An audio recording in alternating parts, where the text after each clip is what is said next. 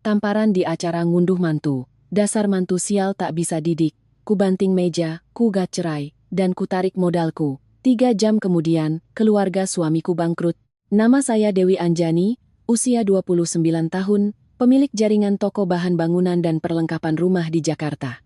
Keramik, cat, sanitasi, lampu barang-barang yang terdengar kaku. Tetapi inilah yang membesarkan saya dari hari ke hari. Saya menceritakan kisah ini bukan untuk menyindir siapapun, melainkan untuk menyimpan sebuah pelajaran mahal tentang batasan dalam pernikahan. Sesuatu yang dulu dengan naifnya saya kira cukup dengan cinta saja. Pernikahan saya dengan Baskara Hairul dilangsungkan pada awal Oktober 2025.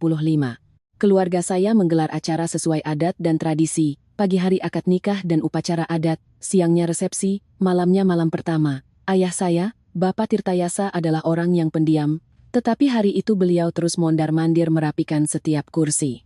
Khawatir tamu tidak nyaman. Ibu saya, Ibu Wulan, berdiri di dekat meja penerima tamu. Matanya selalu berkaca-kaca antara bahagia dan cemas. Kecemasan seorang ibu yang melepas anak perempuannya takut anaknya akan menderita. Mas Baskara 2 tahun lebih tua dari saya, direktur di perusahaan interior karya Baskara. Penampilannya menarik, bicaranya sopan, dan tahu cara menempatkan diri di hadapan orang tua sehingga semua orang bilang saya beruntung. Kerabat bahkan bercanda, Dewi pintar berbisnis, suaminya pun tampan. Pasangan serasi sekali. Saya hanya tersenyum mendengarnya, hati saya pun terasa ringan. Setelah bertahun-tahun berjuang, saya juga ingin punya sebuah rumah tangga, punya seseorang untuk makan malam bersama, dan merencanakan masa depan. Resepsi pernikahan hari itu ramai sekali. Rekan bisnis, mitra kerja, dan sanak saudara dari kedua belah pihak. Saya masih ingat aroma sate ayam yang dibakar di tempat, rendang yang kaya rempah, dan sop buntut yang panas mengepul. Makanan-makanan yang disukai orang tua karena mengenyangkan. Restoran memainkan musik yang meriah. Panggung dihiasi lampu kelap-kelip. Saya melangkah keluar mengenakan kebaya merah bersulam benang emas. Tangan saya gemetar saat menggandeng tangan Mas Baskara. Ia meremas lembut tangan saya dan tersenyum. "Jangan tegang, sayang. Hari ini kamu pengantin tercantik." Mendengar itu, saya percaya saya telah memilih orang yang tepat. Namun kebahagiaan terkadang tidak runtuh karena satu benturan besar. Ia retak dari celah-celah kecil yang kita abaikan. Sore itu sebelum resepsi malam dimulai, Mas Baskara berbisik di telinga saya. "Anjani, tolong transfer dana modal seperti yang kita bicarakan ya, supaya besok pagi Mas bisa langsung pesan material untuk workshop." Saya bertanya lagi, "Yang rupiah 5 miliar itu Mas?" Dia mengangguk. Suaranya mantap. "Iya Mas, butuh sekali. Dengan uang itu, perusahaan Mas bisa bangkit. Kita kan sudah suami istri." Saya memandang ayah dan ibu yang sibuk menyambut tamu, memikirkan pernikahan yang sedang berlangsung, memikirkan kata suami istri, lalu saya mentransfer uang itu. Notifikasi dari bank muncul sebaris kalimat dingin, sementara saya meyakinkan diri sendiri. Sudahlah, kita sudah satu keluarga. Malam pertama setelah para tamu pulang, saya kembali ke apartemen kecil yang disewa Mas Baskara di dekat workshopnya di Bekasi. Spray di kamar masih baru, berwarna putih bersih. Di atas meja ada buket bunga pernikahan dan sekotak kue sus yang dikirim ibu. Takut putrinya kelaparan. Saya baru saja melepas jepit rambut ketika Mas Baskara sudah membuka sebotol bir, katanya untuk merayakan. Awalnya dia masih sadar, masih bicara tentang masa depan, tahun depan beli rumah, tahun depan punya anak, dan dia akan membuka workshop baru. Saya mendengarkan dengan perasaan lelah, sekaligus bahagia dalam hati berkata bahwa hidup saya akhirnya akan memasuki fase yang damai. Namun semakin malam dia semakin mabuk. Mabuknya bukan tipe yang bernyanyi atau berisik, melainkan bergumam, mata sayu, dan mulutnya mengucapkan hal-hal yang tidak akan diucapkan orang sadar. Dia bersandar di bantal, tertawa, "Kamu memang hebat." "Pia, 5 miliar langsung cair. Memang istriku." Saya terdiam lalu berkata, "Mas sudah mabuk. Ayo tidur." Dia menggeleng. Tangannya meraba-raba mencari ponsel seolah takut kehilangan sesuatu. Lalu dia bertanya dengan nada biasa, seolah bertanya harga sayur di pasar. Kata sandi brankas di rumahmu berapa digit? Kuncinya kamu simpan di mana? Sertifikat ruko-ruko kamu simpan di brankas juga." Saya terpaku. Perasaan aneh menyelinap di benak saya. Seperti ada seseorang yang baru saja menarik tirai dan memperlihatkan pemandangan di baliknya yang tak seindah yang saya bayangkan. Saya mencoba menjaga suara tetap normal. "Kenapa Mas tanya soal itu?" Dia menyeringai. "Kan kita suami istri, nanti biar Mas bantu kelola. Ibu sudah pesan laki-laki itu harus pegang kendali kalau tidak nanti diatur istri." Kalimat pegang kendali itu jatuh di lantai kamar seperti batu es dingin. Saya menatap pria yang terbaring di depan saya. Masih Mas Baskara yang sama, tetapi kenapa terasa begitu asing? Tiba-tiba saya mengerti. Baginya, uang yang baru saja saya transfer bukanlah bukti kepercayaan, melainkan bukti bahwa dia bisa memegang pisau. Hati saya terasa keluh. Ibu saya selalu berkata, dalam pernikahan yang terpenting adalah rasa saling menghargai. Ayah saya berpesan, lebih baik lapar tapi menjaga kehormatan. Saya membawa prinsip itu ke dalam pernikahan ini. Sementara Mas Baskara sepertinya membawa sebuah buku catatan utang piutang. Saya tidak berdebat, saya hanya menarik selimut untuknya dan berkata, tidur saja Mas, besok kita masih harus ke rumah ayah dan ibu, Jiaber Gumang. Ia lalu membalikkan badan menghadap dinding. Saya mematikan lampu dan berbaring, tetapi mata saya terbuka lebar. Di balkon, angin menyelinap masuk melalui celah jendela. Suara kendaraan di jalan terdengar sayup-sayup. Di dalam hati saya, sebuah kegelisahan mulai membaras seperti arang. Malam pernikahan saya yang seharusnya menjadi awal dari kedamaian, justru terasa seperti saya sedang berdiri di ambang sesuatu yang sangat berbeda. Sesuatu yang jika saat itu saya lebih waspada, mungkin akan saya sadari lebih awal. Seseorang bisa mengenakan jas mahal, mengucapkan kata-kata manis, tersenyum pada semua kerabat, tetapi keserakahan di hatinya tidak bisa diajak berakting. Saya menoleh ke arah Mas Baskara yang sedang tidur. Napasnya berbau alkohol. Saya bertanya pada diri sendiri, apakah saya baru saja menikah atau baru saja menandatangani sebuah kontrak yang klausulnya hanya menguntungkan satu pihak? Saya tidur tidak nyenyak hingga menjelang pagi lalu tersentak oleh suara gedoran pintu yang keras. Bukan ketukan sopan, melainkan seperti seseorang memukulkan punggung tangannya ke pintu kayu. Sudah bangun belum? Sudah jam .00. Di rumah ini tidak ada istilah tidur sampai siang. Suara Ibu Larasati, ibu mertua saya terdengar tajam dan nyaring. Saya langsung terduduk. Jantung masih berdebar kencang. Apartemen ini kecil dengan dinding tipis. Suara beliau terdengar jelas seolah-olah beliau berdiri di samping tempat tidur. Saya melirik Mas Baskara. Dia masih membelakangi saya, menarik selimut hingga menutupi bahu. Pura-pura tidak mendengar apa-apa. Saya buru-buru mengenakan duster dan membuka pintu. Ibu Larasati berdiri di sana. Rambutnya disanggul rapi, mengenakan daster batik berwarna gelap. Wajahnya serius seperti sedang menginspeksi barisan. Begitu melihat saya, beliau memindai saya dari ujung rambut hingga ujung kaki, lalu melontarkan kalimat dingin. Kamu ini menantu, tapi muka masih ngantuk begitu. Kalau sudah ikut suami, harus tahu waktu. Perempuan itu yang penting adabnya. Saya tersenyum kaku, berusaha sopan. Iya Bu, selamat pagi. Maaf, semalam saya sedikit lelah. Beliau tidak menjawab, hanya mengarahkan dagunya ke dapur. Buatkan ibu teh, lalu bersihkan meja makan itu. Semalam berantakan sekali. Saya mengiyakan lagi, tetapi hati saya terasa seperti ditimpa batu. Pagi-pagi buta, belum sempat cuci muka, saya sudah harus mendengarkan ceramah. Saya menenangkan diri. Sudahlah, baru jadi menantu. Mengalah sedikit agar suasana damai, kata orang. Satu kali mengalah akan mendatangkan 9 kebaikan. Jika saya bisa sabar, rumah akan tentram. Saya ke dapur menyalakan lampu. Dapurnya bersih, tetapi penataannya khas orang tua. Stoples gula dan garam diletakkan di pinggir meja, kaleng teh di sebelah kompor gas, dan lap piring digantung bersama serbet tangan. Saya mencari-cari teko dan cangkir. Ibu Larasati berdiri bersandar di pintu dapur, tidak membantu, hanya mengawasi seperti seorang juri. Saya menuang air panas untuk membilas teko, lalu memasukkan teh, uap air yang harum mengepul. Saya membawa teko teteh ke meja, meletakkannya dengan hati-hati, lalu menuangkannya untuk beliau. Beliau menyesap sedikit lalu mengerutkan kening. Teh itu harus dibilas 2 kali. Kamu bilas bagaimana? Kok rasanya masih aneh? Saya tertegun. Saya membilasnya sekali persis seperti yang biasa dilakukan di rumah saya. Tapi karena beliau berkata begitu, berarti saya salah. Saya buru-buru memperbaiki. Oh, begitu ya, Bu, maaf. Biar saya buatkan lagi yang sesuai selera ibu. Beliau meletakkan cangkir dengan suara ketukan kering. Bukan sesuai selera ibu, tapi sesuai aturan. Menantu tidak tahu aturan, nanti orang-orang menertawakan keluarga suami. Kata orang-orang dari beliau terdengar seperti cambuk tak terlihat. Di kampung saya, orang tua sering menggunakan kata orang untuk memaksa anak muda patuh karena takut akan omongan tetangga. Saya sudah biasa mendengarnya, tapi tidak pernah menyangka akan menjadi targetnya. Tepat di hari kedua setelah pernikahan, saya diam-diam membuatkan teh lagi. Saat tangan saya masih basah, Beliau beralih ke topik lain seolah sudah menyiapkan materi ceramah. Kamu boleh bekerja, tapi urusan rumah tangga harus diurus. Jangan karena punya uang, kamu merasa jadi yang paling hebat. Di rumah suami itu ada mertua di atasmu, ada suami di sampingmu. Bicara dan bertindak harus tahu sopan santun. Saya berusaha menjaga suara tetap lembut. Iya Bu, saya mengerti. Saya juga tidak bermaksud begitu. Beliau memotong. Mengerti itu harus dilakukan. Jangan hanya di mulut.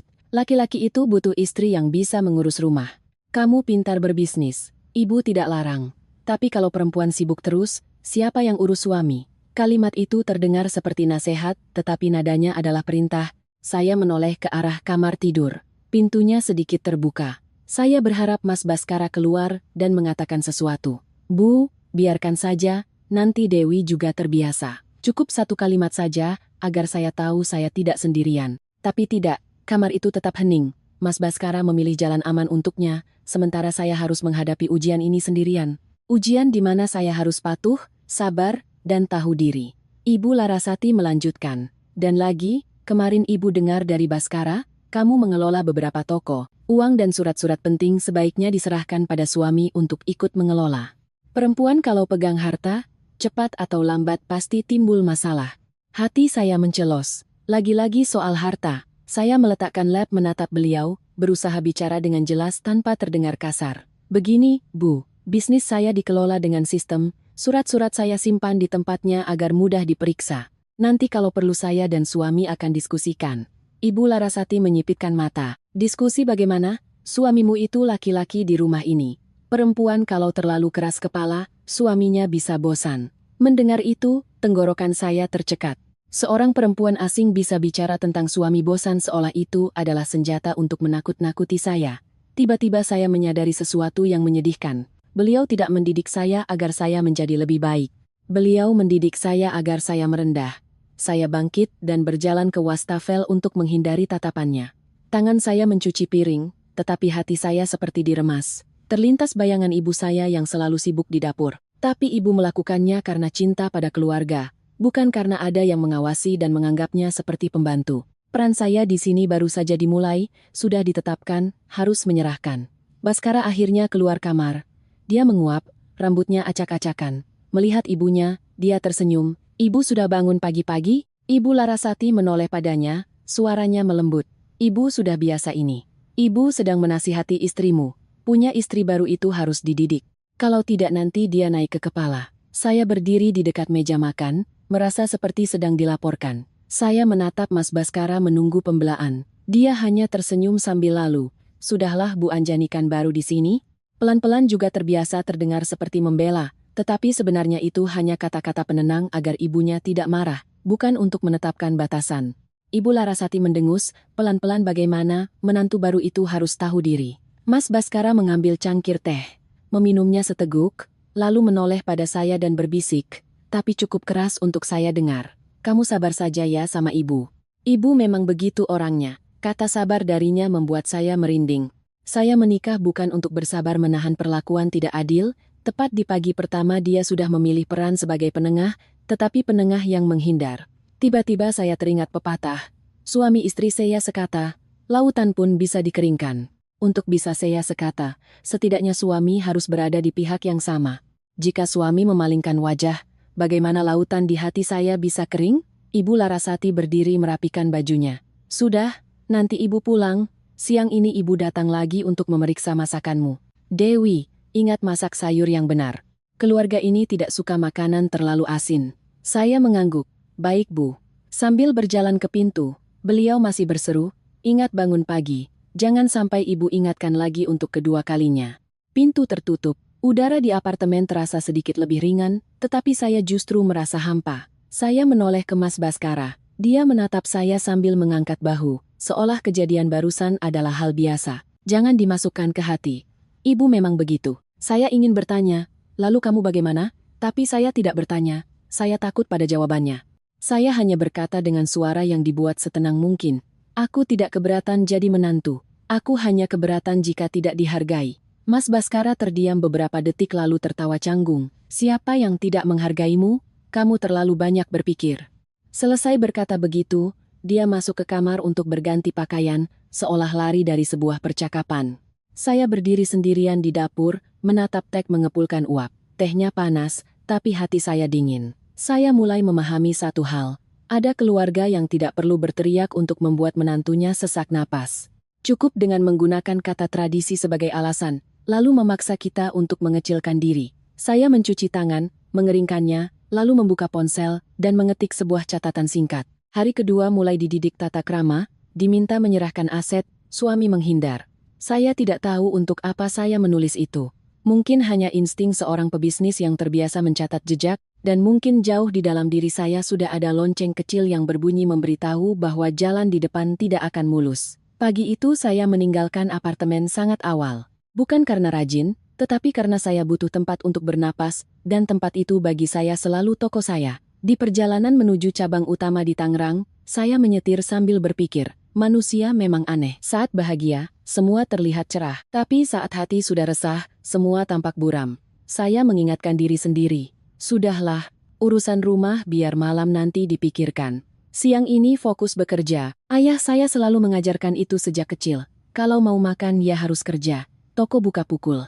Para karyawan melihat saya dan langsung menyapa riuh. Bu Dewi, sudah kembali. Pesta pernikahannya kemarin seru sekali. Saya tersenyum mengangguk lalu memanggil tim untuk memberikan beberapa arahan. Saya memeriksa buku keluar masuk barang, mencocokkan pesanan, dan melihat utang beberapa pelanggan setia. Semuanya masih dalam kendali saya. Perasaan bisa mengendalikan arus barang dan uang membuat saya kembali waras. Saya hidup dari kejelasan, jadi selama angka-angka di laporan tersusun rapi, hati saya sedikit lebih tenang. Hampir pukul 10, saat saya sedang menandatangani persetujuan untuk satu lot cat tembok untuk proyek apartemen, manajer gudang berlari dan berbisik, "Bu, Pak Baskara datang." Saya mengangkat kepala. Mas Baskara masuk ke meja putihnya disetrika licin. Jam tangannya berkilau, senyumnya sangat cerah. Dia menyapa para karyawan dengan ramah, bahkan melontarkan beberapa candaan untuk mencairkan suasana. Dilihat dari luar, siapapun akan berpikir, suami Bu Dewi sangat sopan dan perhatian sampai datang menjenguk istrinya bekerja. Dia mendekati meja kerja saya, merendahkan suaranya. "Istriku rajin sekali, Mas. Kesini mau lihat, siapa tahu ada yang bisa dibantu." Saya menjawab, "Aku sedang sibuk menyetujui pesanan." "Mas, duduk dulu sebentar." "Ya." Dia mengangguk-angguk tapi tidak duduk. Dia membuka tasnya, mengeluarkan setumpuk kertas yang sudah dijepit, lalu meletakkannya di depan saya seperti sebuah hadiah. "Oh ya, sekalian. Proyek Mas sedang dikejar target. Tolong kamu tanda tangani surat jalan untuk keramik dan semen instan ini." "Ya." Saya melirik surat permintaan barang itu. Di bagian total tercetak tebal angka 245 juta. Saya tidak kaget karena sudah terbiasa dengan angka besar. Yang saya perhatikan adalah kolom tanggal pembayaran yang kosong dan tidak adanya penyebutan soal utang dari pesanan sebelumnya. Saya membuka buku piutang di layar komputer cukup untuk bisa dilihat olehnya. "Mas Baskara, pesanan sebelumnya dari perusahaan Mas, masih ada utang hampir 120 juta yang belum dilunasi. Sekarang mau ambil lagi 245 juta. Aku harus buat kontrak utang yang jelas." Dia sedikit mengerutkan kening, lalu tertawa santai. "Astaga, proyek yang Mas kerjakan ini besar. Begitu uang cair, Mas langsung bayar. Kamu beri Mas tempo saja beberapa hari. Kita kan suami istri, kenapa hitung-hitungan sekali? Lagi-lagi kalimat kita kan suami istri." Dia mengucapkannya dengan ringan, seolah itu adalah kartu bebas untuk semua aturan. Saya tetap menjaga suara tenang. Suami istri itu urusan perasaan, tapi barang-barang ini modal perusahaanku. Kalau aku asal tanda tangan, bagian akuntansi yang akan kena masalah. Dia menopangkan tangannya di meja, sedikit membungkuk, berbicara seperti berbisik, tapi dengan nada memaksa. "Kamu terlalu khawatir, Mas. Ini pebisnis yang jujur. Lagi pula kamu tanda tangan ini tidak rugi apa-apa. Mas, ambil barang, pasang.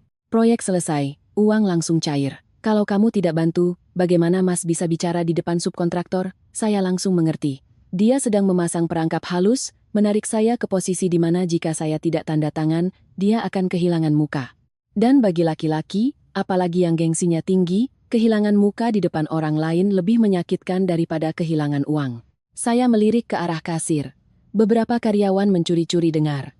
Seorang akuntan di dekat situ pura-pura merapikan faktur, tetapi matanya terus melirik. Saya berkata, "Kalau Mas butuh, biar aku buatkan perjanjian tempo dengan jadwal pembayaran yang jelas. Aku tidak bisa tanda tangan surat jalan kosong begini. Itu salah prosedur." Mas Baskara masih tersenyum, tapi senyumnya mulai kaku. Ya ampun, sama istri sendiri kok pakai perjanjian. Kamu membuat Mas merasa seperti orang lain saja. Mendengar itu, hati saya mencelos. Orang bilang lidah tak bertulang, tapi ada kata-kata yang rasanya seperti lemparan batu. Dia ingin saya merasa bersalah karena mempertahankan prinsip. Saya menarik napas dalam-dalam. Saya tidak mau berdebat di depan karyawan. Toko adalah tempat berbisnis, bukan panggung drama keluarga. Saya memutuskan mengambil langkah yang belakangan baru saya sadari adalah langkah yang membuat orang lain semakin berani. Saya mengambil pulpen dan menandatangani. Tetapi pada saat yang sama saya menambahkan satu baris kecil di kolom catatan. Barang dikeluarkan untuk proyek karya Baskara dengan tempo sementara. Pencocokan utang dilakukan sebelum tanggal. Lalu saya mengisi tanggal spesifik. Mas Baskara menghela napas lega. Wajahnya rileks seperti baru saja memenangkan permainan tanpa harus membuka kartunya. Nah, begini baru istriku. Tenang saja, Mas tidak akan merugikanmu. Dia menoleh ke staf gudang. Suaranya lantang. Teman-teman, siapkan barang untuk saya ya. Prioritaskan proyek ini mendesak. Saya mendengar kata prioritaskan itu. Prioritas adalah hak pemilik usaha, bukan hak seorang suami yang datang meminta barang. Tapi dia mengucapkannya seolah itu hal yang wajar. Seolah toko ini adalah gudang pribadinya yang bisa dia akses kapan saja. Saat dia berjalan ke area gudang, saya memanggil manajer gudang dan berbisik, cukup agar hanya kami berdua yang dengar, Pak. Keluarkan barang sesuai jumlah dan jenis yang tertera. Ambil foto bukti serah terima yang lengkap dan pastikan ada pihak mereka yang tanda tangan dengan jelas saat barang diterima. Manajer gudang mengangguk tegas, matanya sedikit membelalak. Baik, Bu, saya mengerti. Saya beralih ke akuntan. Mbak Ratih, utang dari karya Baskara tolong dipisahkan di entry khusus. Nanti sore laporannya berikan ke saya. Mbak Ratih menatap saya, tidak bertanya apa-apa. Hanya menjawab, baik, Bu. Ibu, tenang saja. Saat itu saya merasa seperti sedang berjalan di atas seutas tali. Di satu sisi ada ikatan pernikahan yang baru seumur jagung. Di sisi lain ada prinsip bisnis yang harus dipertahankan. Saya memilih untuk berjalan di tengah, tetapi berjalan di tengah adalah yang paling mudah jatuh. Saya tahu itu, tapi saya tetap menandatanganinya hanya demi satu hal. Gengsi dia dan juga gengsi saya. Saya tidak mau karyawan berpikir Bu Dewi baru menikah, suaminya sudah datang mengambil barang seenaknya. Tapi saya juga tidak mau mereka berpikir Bu Dewi pelit sekali sama suaminya. Ternyata menjadi perempuan pemilik usaha juga punya penderitaan sendiri. Penderitaan karena harus menjaga citra di mata semua orang. Menjelang siang, Mas Baskara kembali ke meja saya, menepuk bahu saya dengan akrab. Sambil memuji dia berkata, "Karamu menangani ini bagus sekali. Aku tahu kamu sayang padaku." Saya sedikit memiringkan bahu untuk menghindar tanpa terlalu kentara lalu menjawab datar, "Aku sayang pada aturan yang benar. Kalau berbisnis, Mas harus menjaga kepercayaan." Dia tersenyum, tapi ada kilatan aneh di matanya. "Iya, menjaga kepercayaan, dan juga menjaga mukaku sedikit ya." Selesai berkata, dia berjalan keluar. Ponsel menempel di telinga. Suaranya semakin keras seolah sedang pamer pada seseorang, barangnya sudah dapat. Tenang, material kita aman. Saya duduk termangu, menatap layar komputer yang masih menampilkan daftar piutang. Angka merah itu diam, tapi seolah mengingatkan saya, hari ini kamu telah membuka sebuah pintu. Orang yang berhasil mendorongnya sekali akan ingin mendorongnya lagi. Tiba-tiba saya teringat ucapan ibu saya. Baik pada orang itu bagus, tapi semua harus ada pagarnya. Saya sudah membangun pagar itu di kepala saya, tetapi saya baru saja membukanya sedikit hanya untuk mendapatkan dua kata, menjaga muka. Saya tidak sedih atau ingin menangis. Saya hanya merasa ada sudut di hati saya yang mulai mengeras. Keras seperti orang yang paham bahwa ikatan batin jika dijadikan alat tawar-menawar, cepat atau lambat akan menjadi utang. Sore itu saya masih di toko ketika ponsel saya bergetar terus-menerus. Nomor Mas Baskara. Saya mengangkatnya terdengar suaranya yang hangat. "Sayang, nanti malam kita mampir ke rumah ibu sebentar ya. Ibu ajak makan malam." Saya melihat jam berpikir memang sudah seharusnya sebagai pengantin baru memberi salam dengan baik. Saya menjawab, "Iya Mas, nanti aku tutup toko dulu baru ke sana." Dia terdengar ragu sejenak lalu berkata dengan ringan, "Oh ya, tolong siapkan satu set sanitasi impor yang bagus ya Mas. Sudah terlanjur janji mau kasih hadiah untuk Om Heru. Kamu ambilkan saja ya, harganya sekitar R5 jutaan." Saya meletakkan pulpen 65 jutaan. Dia mengatakannya seolah membeli sekeranjang buah. Saya bertanya lagi untuk memastikan maksud Maset yang mana? Yang merek Jerman itu. Harga jualnya saja sudah lebih dari R5 juta, Mas. Iya, yang itu yang biasa kamu pajang di sudut showroom. Om Heru sedang bangun rumah baru, Mas. Kelepasan janji kan buat keluarga. Biar kita kelihatan terpandang. Saya mendengar kata terpandang itu dan tenggorokan saya terasa kering. Seberang telepon hening sejenak, lalu suaranya berubah. Masih mencoba terdengar lembut, tapi ada nada kesal. Kamu hitung-hitungan sekali, Mas. Mau kasih hadiah ke keluarga sendiri masa pakai faktur juga? Saya menjawab lugas tanpa meninggikan suara. Aku bukan hitung-hitungan, aku hanya ingin jelas. Bisnis kalau dicampur adukan nanti siapa yang tanggung jawab? Dia menghela napas keras. Sudahlah, nanti malam ke rumah ibu saja baru kita bicara. Telepon ditutup. Saya berdiri diam sejenak. Saya tidak marah sampai ingin mengamuk. Saya marah karena ditempatkan di posisi yang sudah terlanjur. Dia tidak bertanya apakah saya setuju atau tidak. Dia memberitahu saya seolah memberi tugas. Tiba-tiba saya teringat pepatah lama karena nila setitik rusak susu sebelanga. Tapi di sini bukan susu. Ini adalah gengsi dan gengsi orang lain yang dibayar dengan keringat saya. Malam itu saya dan Mas Baskara datang untuk makan malam. Di meja tersaji sayur asem, ikan goreng, sambal terasi, dan lalapan makanan yang disukai orang tua. Saya makan dengan hati tidak tenang. Mas Baskara sebaliknya tertawa dan mengobrol dengan ibunya, menceritakan proyek-proyeknya, menceritakan akan ada kontrak baru yang akan ditandatangani. Ibu Larasati mendengarkan dengan mata berbinar, sesekali melirik saya seolah menimbang-nimbang.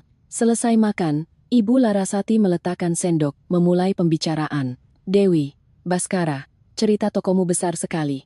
Itu bagus. Perempuan bisa cari uang, rumah tangga jadi lebih maju. Saya belum sempat senang karena mengira beliau tulus memuji. Beliau sudah melanjutkan, tapi set sanitasi impor seharga 65 juta itu barang mahal. Kalau keluarga kita mau memberikannya sebagai hadiah, ibu minta kamu keluarkan saja dari toko. Saya menjawab dengan hati-hati. Iya, Bu. Kalau begitu saya akan buatkan faktur internal atau Mas Baskara bisa transfer pembayarannya agar tercatat di pembukuan. Ibu Larasati mengerutkan kening. Ya ampun, hadiah kok pakai faktur segala. Kamu jadi menantu di sini masih membedakan mana hartamu, mana harta suami. Saya tetap menjaga suara. Saya tidak membedakan, Bu. Saya hanya takut tercampur. Di toko saya ada karyawan, ada akuntan. Kalau saya melanggar prosedur, mereka akan bilang saya tidak transparan. Ibu Larasati tertawa sinis.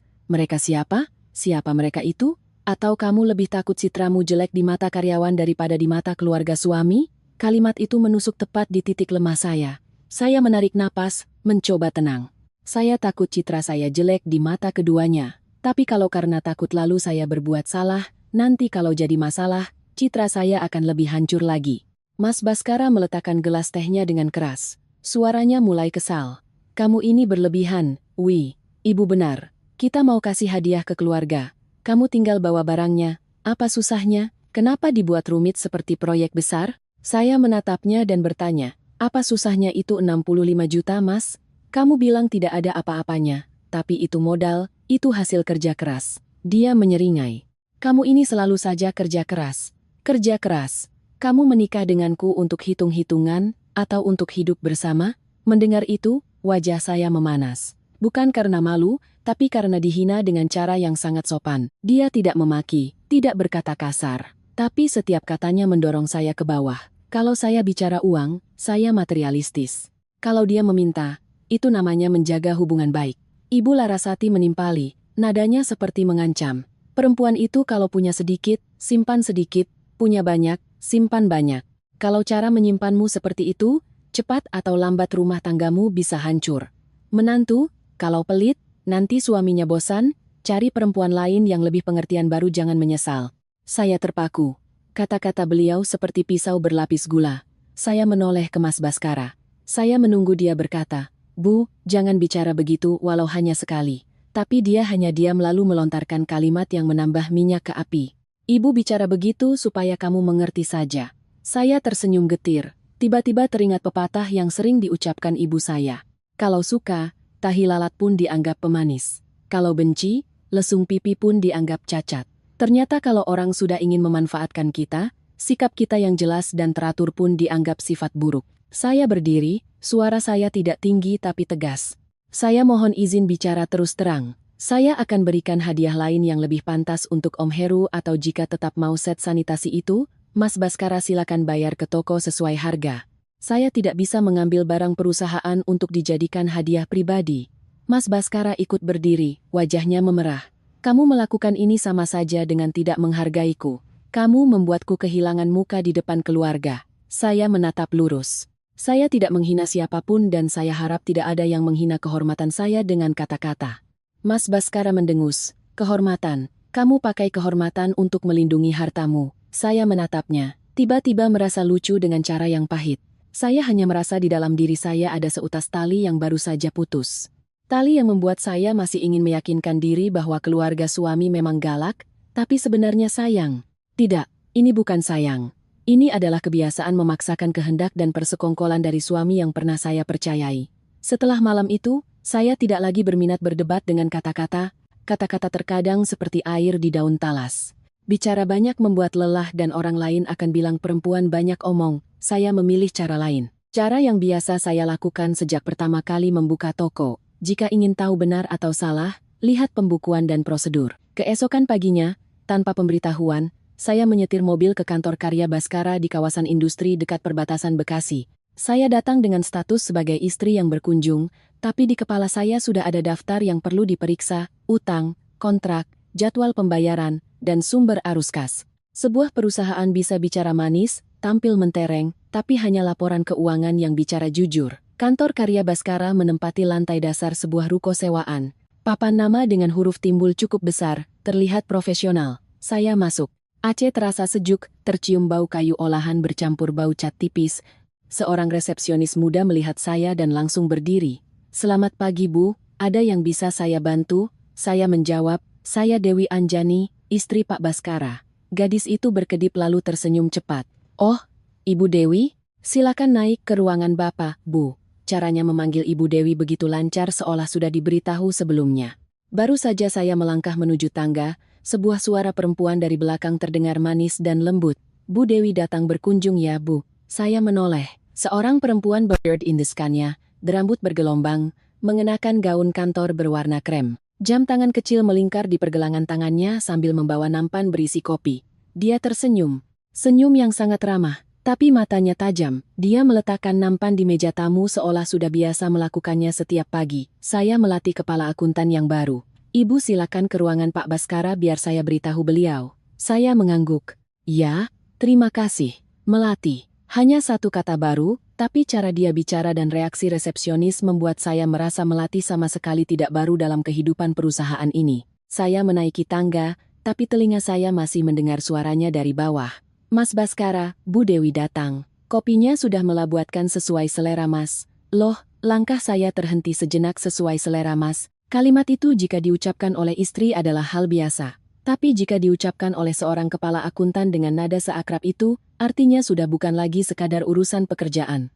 Ruang direktur ada di ujung koridor. Pintunya terbuka. Mas Baskara duduk di belakang meja. Kemeja rapi, rambut ditata, sedang melihat sebuah gambar desain. Melihat saya, dia berdiri dan tersenyum. Loh, kok kamu kesini? Kangen ya? Saya tidak membalas candaannya. Saya meletakkan tas di kursi dan duduk tegak. Aku kesini mau lihat kondisi perusahaan Mas. Akhir-akhir ini Mas bilang banyak proyek. Aku mau lihat rencana arus kasnya biar bisa dicocokkan dengan utang piutang kita. Senyum Mas Baskara membeku sesaat lalu kembali seperti semula. Astaga, urusan itu biar akuntan yang urus. Kamu tidak perlu pusing-pusing. Saya menatapnya justru karena pusing, makanya harus jelas. Aku tidak mau kebiasaan menunda pembayaran dari tokoku, jadi kebiasaan Mas janji mau mencocokkan data. Jadi sekalian aku kesini. Mas Baskara menarik kursinya, suaranya melembut. Kamu serius sekali, kita kan suami istri. Kenapa seperti auditor saja? Saya menjawab tenang. Justru karena suami istri harus lebih jelas. Ketidakjelasan itu yang memicu masalah. Kalau semua transparan, semua jadi tenang. Mas Baskara mengerucutkan bibir lalu menekan interkom. Melati, tolong kesini sebentar. Melati datang dengan cepat, seolah sudah menunggu di luar. Dia meletakkan cangkir kopi di depan Mas Baskara di posisi yang pas sesuai arah tangan kanannya. Lalu dia menoleh ke saya dengan sopan. Ibu mau minum apa? Biar saya buatkan. Saya menjawab, tidak perlu. Terima kasih. Saya langsung ke intinya. Melati, tolong saya lihat laporan keuangan kuartal terakhir, daftar utang piutang, dan jadwal pembayaran ke pemasok. Saya mau cocokkan data. Melati berkedip, senyumnya masih terpasang. Iya, Bu. Laporannya ada, tapi belum ditandatangani Pak Baskara. jadi saya belum berani kasih. Lagi pula datanya masih direkap. Saya bertanya langsung, laporan internal kok harus tunggu tanda tangan baru boleh dilihat. Saya ini istri Pak Baskara dan juga mitra pemasok. Saya perlu lihat untuk mengetahui risiko piutang. Melati melirik Mas Baskara dengan cepat, seolah meminta sinyal. Mas Baskara langsung tertawa, setengah bercanda, setengah mengusir. Sudahlah Melati, biar Mas yang bicara, kamu kembali kerja saja. Melati mengiyakan lalu berbalik. Tapi sebelum keluar pintu, dia masih sempat berkata pelan, seolah tidak sengaja, tapi sangat disengaja. Kopi Mas hari ini gulanya saya kurangi, biar tidak sakit, maaf. Mas Baskara mengangguk. Iya, terima kasih sudah perhatian. Saya duduk di seberangnya, mendengar semua itu tanpa perlu penjelasan lebih. Perempuan itu tahu soal maaknya, tahu selera kopinya, dan tahu cara bicara yang cukup untuk menegaskan posisinya sambil tetap berlindung di balik topeng karyawan yang berdedikasi. Saya tidak membahas hal pribadi. Saya membahas pekerjaan. Saya menatap Mas Baskara. Tadi Mas bilang, biar akuntan yang urus, tapi akuntan bilang, harus tunggu Mas tanda tangan. Jadi sebenarnya siapa yang urus? Mas Baskara mengerutkan kening. Kamu galak sekali. Perusahaan Mas sedang sibuk kejar proyek. Urusan administrasi kadang terlambat beberapa hari. Saya memotong. Terlambat beberapa hari itu wajar kalau arus kasnya sehat. Tapi kalau terlambat karena tidak ada uang, itu beda cerita. Aku butuh kepastian kapan laporannya siap, kapan utang piutang bisa dicocokkan. Dia bersandar di kursi. Suaranya mulai terdengar jengkel. Kamu ini seperti sedang menginterogasi saja. Aku ini suamimu, bukan pelanggan. Saya menjawab dengan nada yang sama. Justru karena suami seharusnya tidak membuat istri harus bertanya seperti ini. Aku tidak menginterogasi. Aku sedang melindungi bisnisku dan juga melindungi nama baikmu. Kalau bisnis tidak transparan, yang malu bukan aku, tapi kamu. Kalimat itu menyentuh gengsinya. Dia tertawa getir. Nama baik, kamu khawatir soal nama baik atau khawatir soal uangmu? Saya menatap lurus. Aku khawatir keduanya. Nama baik datang dari transparansi. Uang yang tidak transparan, nama baik juga akan hilang. Mas Baskara terdiam. Saya memanfaatkan kesempatan itu untuk mengamati ruangannya. Meja kerja besar, kursi kulit, banyak hiasan, tapi lemari arsipnya kosong. Loker dokumen terkunci. Di atas meja ada beberapa draft kontrak yang bagian tanda tangannya terlihat, tapi stempelnya tidak lengkap. Saya melihat melalui jendela kaca ke arah workshop. Di belakang ada beberapa pekerja, tapi mesin-mesinnya tidak sebanyak. Yang seharusnya dimiliki perusahaan yang sedang berkembang, luarnya berkilau, tapi isinya saya belum yakin. Saya tidak berlama-lama. Saya menutup percakapan dengan permintaan spesifik sesuai kebiasaan kerja saya. Mas Baskara, aku beri waktu 48 jam. Aku butuh laporan keuangan internal, daftar utang, dan rencana pembayaran. Kalau tidak ada, aku akan menganggap ini sebagai risiko tinggi, dan aku akan menghentikan semua bentuk tempo pembayaran. Mas Baskara menatap saya, matanya menggelap. Kamu setegas itu? Saya berdiri mengambil tas. Bukan aku yang tegas, aku hanya melakukan yang benar, harus ada timbal balik. Kalau Mas butuh dukunganku, Mas juga harus memberiku kejelasan minimal. Saya berjalan keluar ruangan, menuruni tangga. Melati sedang berdiri di dekat resepsionis memegang setumpuk bukti pembayaran. Melihat saya, dia tersenyum tipis. Ibu sudah mau pulang? Nanti kalau butuh data, Ibu hubungi saya saja. Nanti saya aturkan. Kalimat Ibu hubungi saya saja terdengar lembut, tapi saya menangkap makna lain. Dia ingin menempatkan dirinya sebagai penghubung antara saya dan suami saya. Sebuah bentuk kontrol yang sangat halus. Saya hanya mengangguk. Ya, terima kasih. Lalu saya berjalan lurus tanpa bicara lagi. Di dalam mobil saya duduk diam sejenak sebelum menyalakan mesin. Saya tidak marah karena urusan kopi. Saya marah karena merasa dibohongi dan karena Mas Baskara selalu menghindar dari pertanyaan paling sederhana tentang transparansi. Saya mengambil ponsel mengirim pesan singkat pada adik laki-laki saya. Aditya ditolong bantu kakak cek arus kas transfer Baskara, pembayaran-pembayaran aneh dan informasi personalia kepala akuntan Melati. Kakak merasa ada yang tidak beres. Selesai mengirim pesan, saya menyimpan ponsel. Saya mengingatkan diri sendiri pada ucapan ayah saat saya baru mulai berbisnis. Kalau langit sudah mendung, berarti akan ada badai. Saya tidak punya bukti apa-apa selain firasat, tapi seumur hidup, firasat saya tidak pernah salah. Apalagi firasat yang dibangun dari pengalaman dan angka. Malam itu saya pulang ke apartemen saat hari sudah gelap. Rumah sepi. Mas Baskara belum pulang. Saya meletakkan tas di sofa. Tidak menyalakan TV, tidak memutar musik, hanya ingin mendengar suara hati saya sendiri. Besok adalah acara ngunduh mantu di rumah orang tua saya. Sesuai tradisi, saya harus menyiapkan hantaran yang pantas. Ibu saya sangat teliti soal adat, bukan karena gengsi, tapi karena bagi beliau, anak perempuan kembali ke rumah orang tua adalah momen sakral. Harus ada etika timbal balik. Saya membuka lemari, mengeluarkan daftar persiapan, sarang burung walet, teh berkualitas, beberapa jenis kue, dan amplop untuk keponakan-keponakan. Saya punya kebiasaan merencanakan segalanya. Jadi uang tunai biasanya saya simpan di brankas kecil di sudut ruang ganti. Emas mahar pernikahan juga saya simpan di sana. Brankasnya tidak besar, jenis yang menggunakan kode angka dan kunci manual. Saya memasukkan kode, memutar knop, dan membukanya. Bau logam dingin tercium. Di dalamnya ada tumpukan amplop angpau pernikahan, beberapa fotokopi dokumen toko, dan kotak beludru merah berisi perhiasan emas yang diberikan ayah dan ibu saat saya menikah. Saya masih ingat betul saat prosesi sungkeman, ayah tidak banyak bicara, hanya diam-diam meletakkan kotak itu di tangan saya. Suaranya berat, mahar ini simpan baik-baik untuk peganganmu, nak. Ibu saya menambahkan, hidup perempuan itu ada kalanya butuh sandaran, bukan untuk mengeluh, tapi supaya tidak diremehkan. Saya mengambil kotak beludru itu, membuka tutupnya, dan terpaku.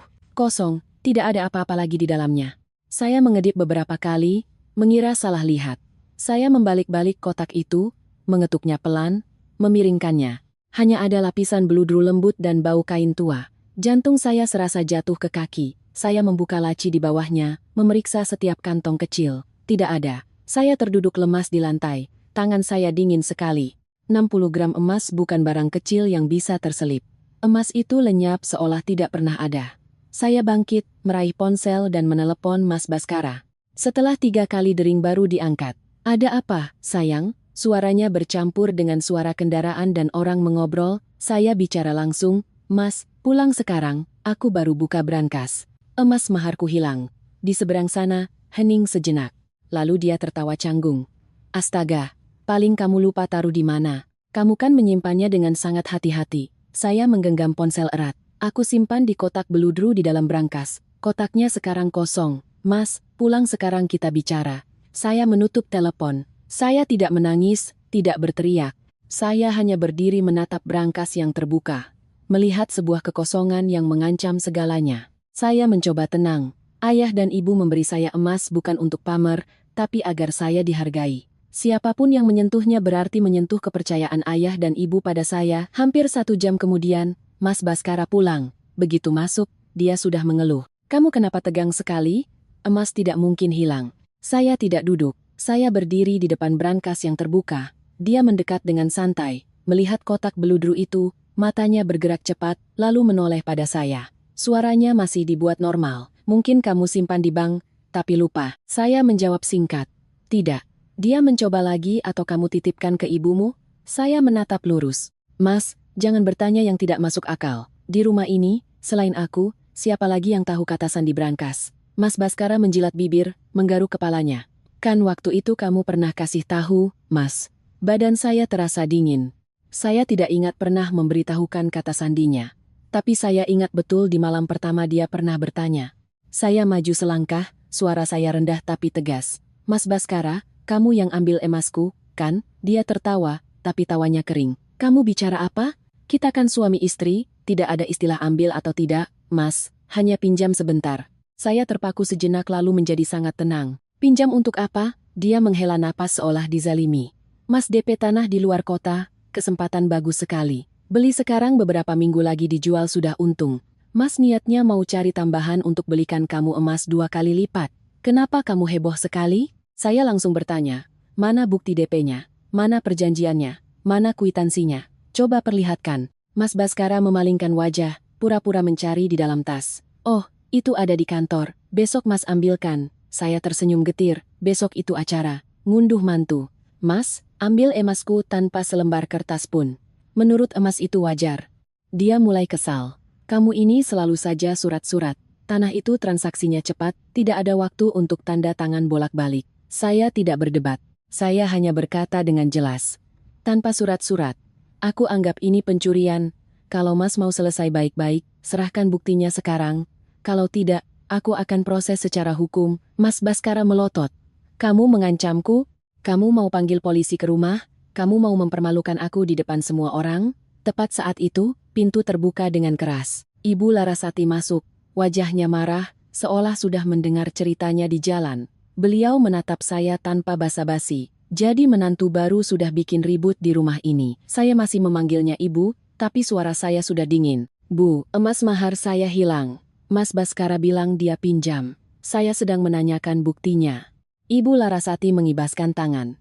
Astaga, cuma beberapa gram emas saja diributkan. Suami istri itu kalau sudah menikah, harta siapapun jadi milik bersama. Kamu mau simpan harta untuk jaga-jaga kalau cerai ya? Mendengar itu, dada saya sesak. Saya menatap beliau lalu menatap Mas Baskara. Mereka berdiri berdampingan. Yang satu memarahi, yang satu diam seperti sudah membentuk formasi. Saya berkata pelan, saya tidak jaga-jaga untuk cerai. Saya jaga-jaga agar tidak dimanfaatkan. Emas itu pemberian orang tua saya.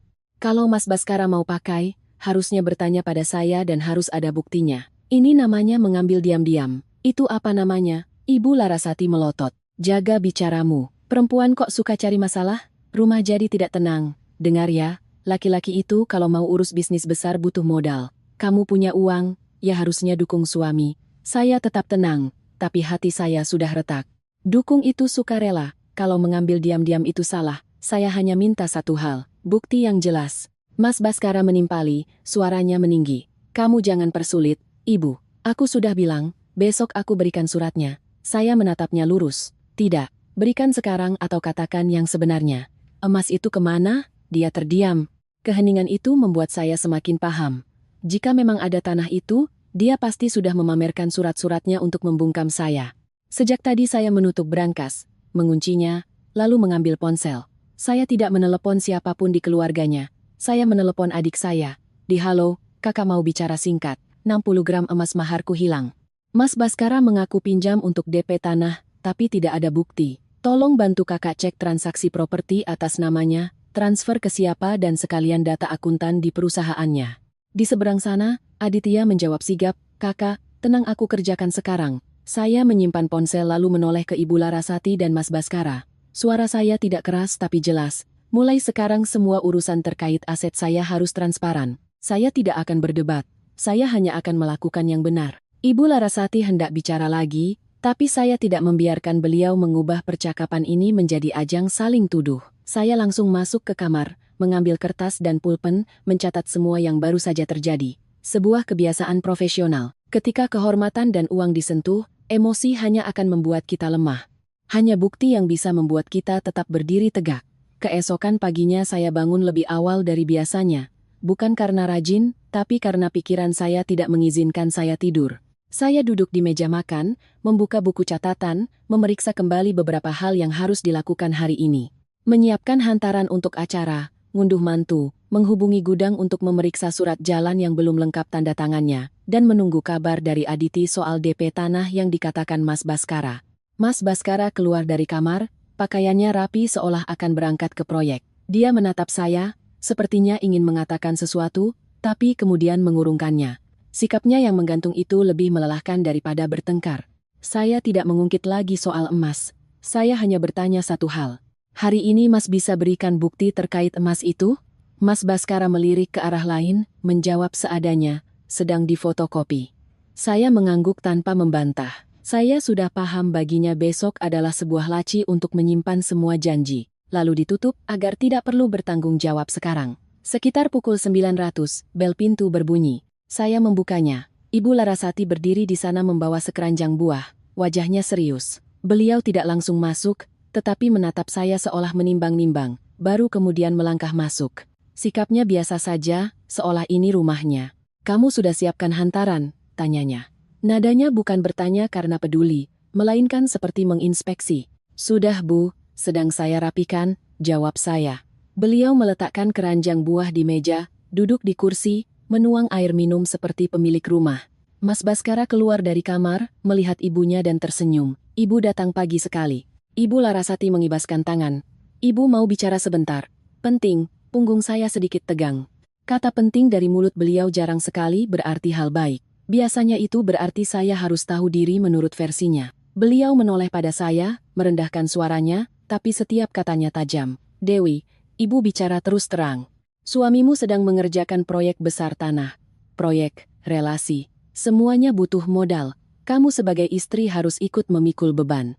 Saya menatapnya, menjawab dengan tenang. Iya Bu, kalau butuh modal, kita bisa ajukan pinjaman ke bank. Saya bisa bantu siapkan dokumen perusahaan dan rencana arus kasnya. Beliau tertawa sinis.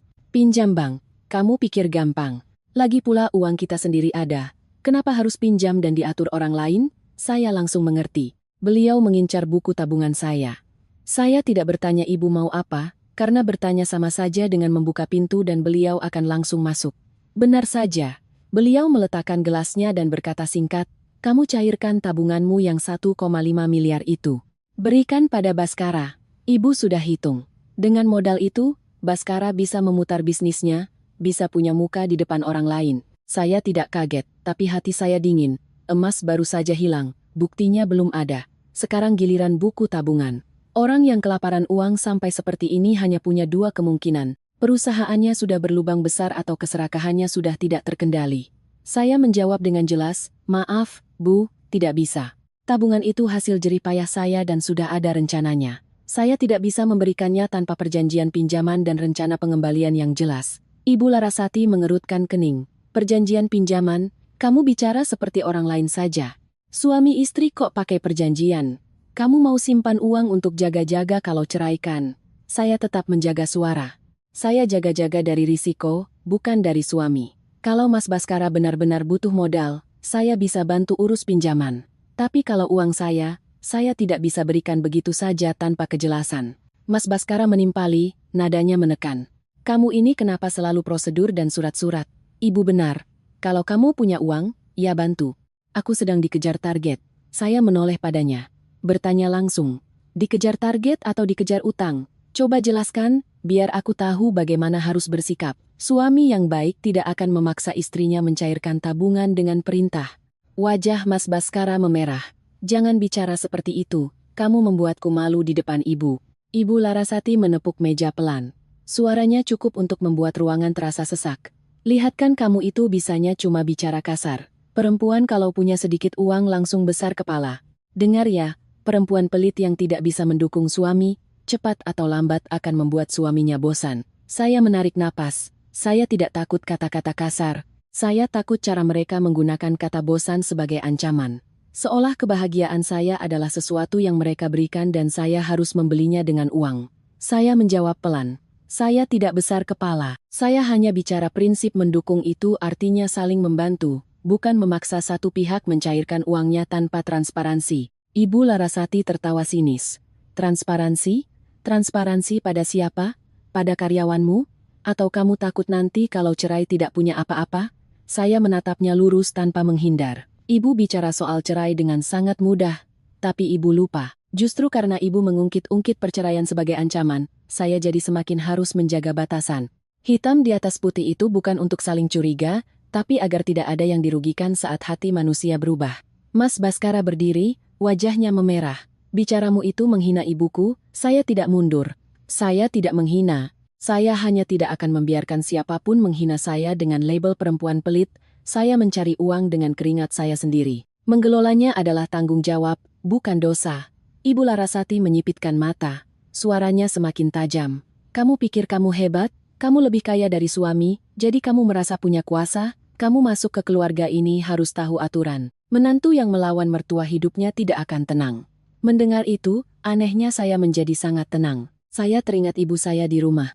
Perempuan yang seumur hidup bekerja keras, tidak pernah meminta-minta, apalagi menampar orang di rumah orang lain. Saya teringat ayah saya dengan prinsip lebih baik lapar, tapi menjaga kehormatan. Dan saya sadar jika hari ini saya mengalah lagi, besok mereka akan meminta 2 kali lipat. Saya berkata dengan jelas, hidup saya tenang atau tidak, bukan tergantung pada berapa banyak uang yang saya berikan, tapi tergantung pada rasa saling menghargai. Saya menghormati ibu dengan sopan santun, tapi saya juga butuh ibu menghormati saya dengan batasan. Ibu Larasati berdiri. Batasan? Batasan apa? Uangmu itu uang keluarga ini juga.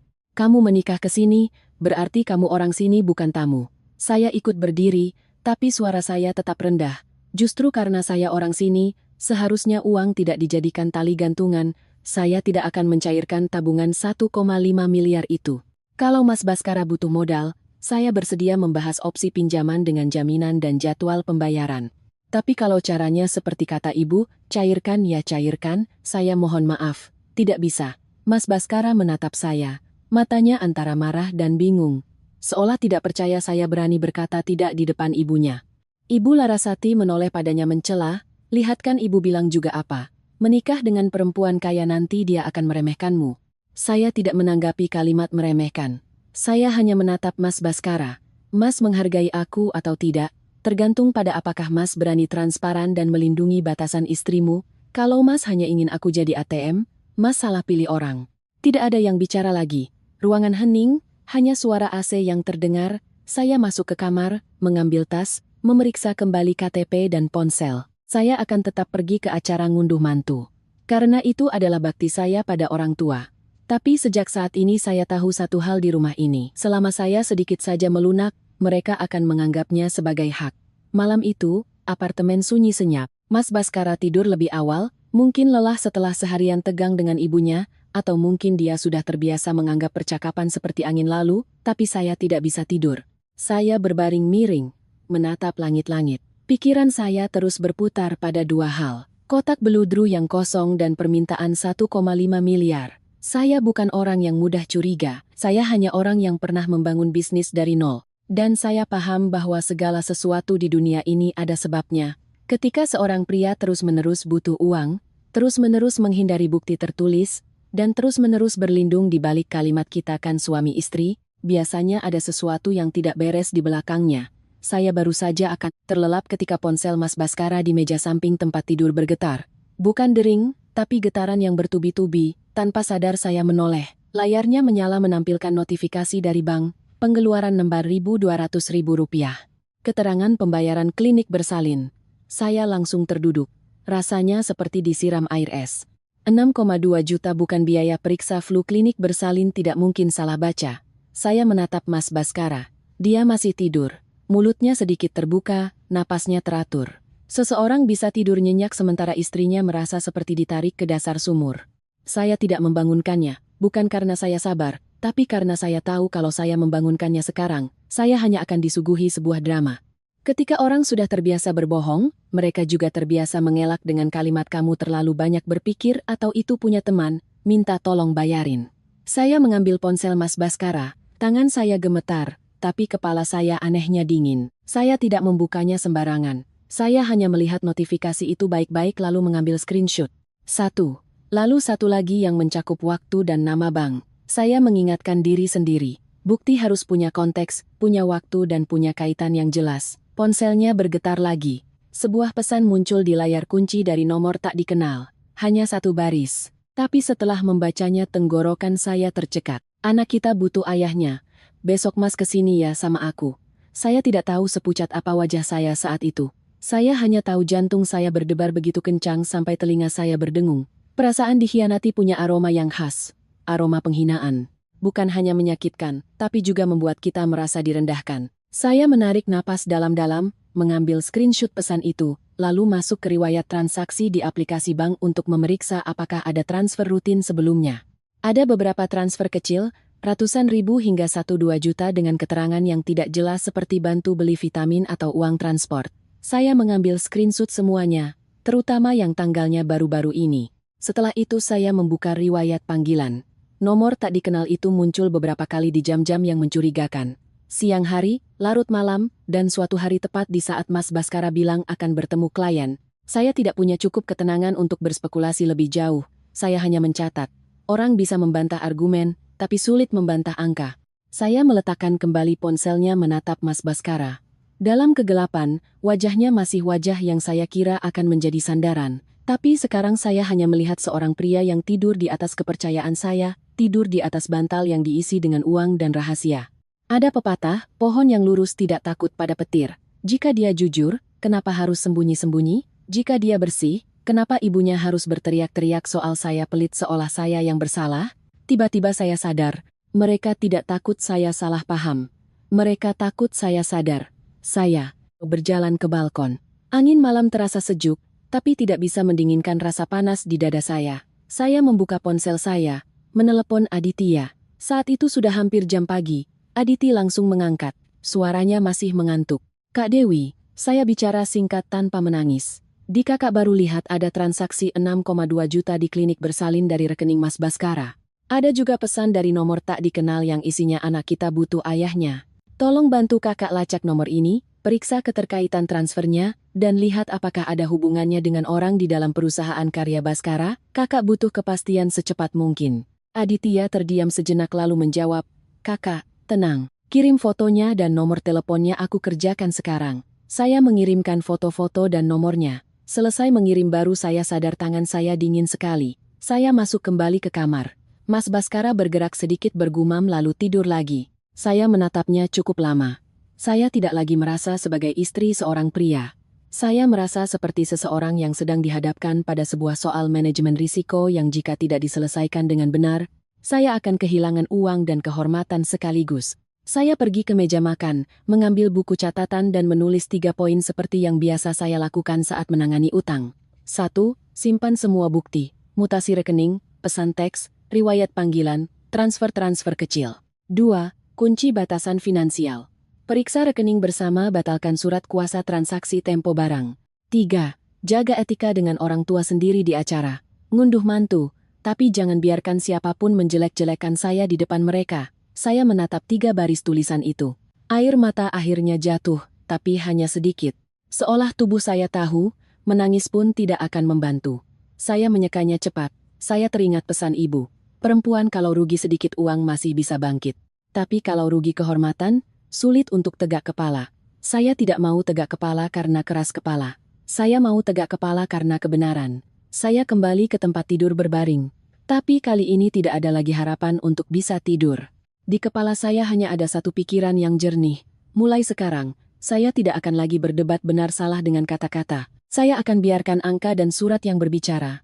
Karena mulut manusia bisa diarahkan, tapi bukti tidak. Pagi hari acara ngunduh mantu. Saya bangun saat langit masih gelap, udara di apartemen terasa aneh. Aroma sebuah pernikahan yang baru saja mengenakan gaun pengantin tapi jahitannya sudah robek. Saya tidak menyebutnya sial. Saya menyebutnya dengan nama yang tepat. Pertanda, saya menyiapkan hantaran sesuai ajaran orang tua saya. Sopan, rapi, tidak berlebihan. 1 stoples kecil sarang burung walet, sekotak teh, buah-buahan segar, dan beberapa kue untuk keponakan-keponakan. Saya punya kebiasaan memeriksa ulang segalanya, jadi sebelum membungkusnya, saya melihat kembali daftar. Jangan sampai ada yang kurang dan dijadikan alasan untuk menyindir. Mas Baskara bangun lebih siang. Dia berganti pakaian, memakai parfum, dan bercermin lebih lama dari biasanya. Saya melihatnya dan merasa lucu dengan cara yang pahit. Orang bisa merapikan rambut dalam 3 menit, tapi tidak bisa merapikan hatinya seumur hidup. Dia keluar dan melihat hantaran itu. Beli banyak begini untuk apa? Acara itu kan hanya formalitas. Saya menjawab singkat. Ayah dan ibuku tidak suka formalitas, mereka suka ketulusan. Mas Baskara mengangkat bahu, tidak bicara lagi. Dia menghindari percakapan seperti orang menghindari tagihan yang jatuh tempo. Sekitar pukul 30, Ibu Larasati menelepon, menyuruh kami cepat. Kalian jemput ibu berangkat pagi biar sampai di jam yang baik. Suaranya tegas seperti memberi perintah. Saya tidak membantah. Saya hanya membawa hantaran ke mobil. Rumah Ibu Larasati tidak jauh. Beliau keluar mengenakan kebaya berwarna gelap. Rambut disanggul rapi, tangannya membawa tas seolah sudah menyiapkan skenario. Begitu duduk di kursi belakang, beliau langsung melirik hantaran di depan lalu bertanya dengan nada menyindir, "Cuma segini, besan kaya raya kok bawa hantaran begini, nanti ditertawakan orang." Saya tetap menatap lurus ke jalan. Menjawab dengan tenang, "Hantarannya sudah sesuai adat, Bu, tidak kurang." Ibu Larasati mendengus. Sesuai adat itu seberapa?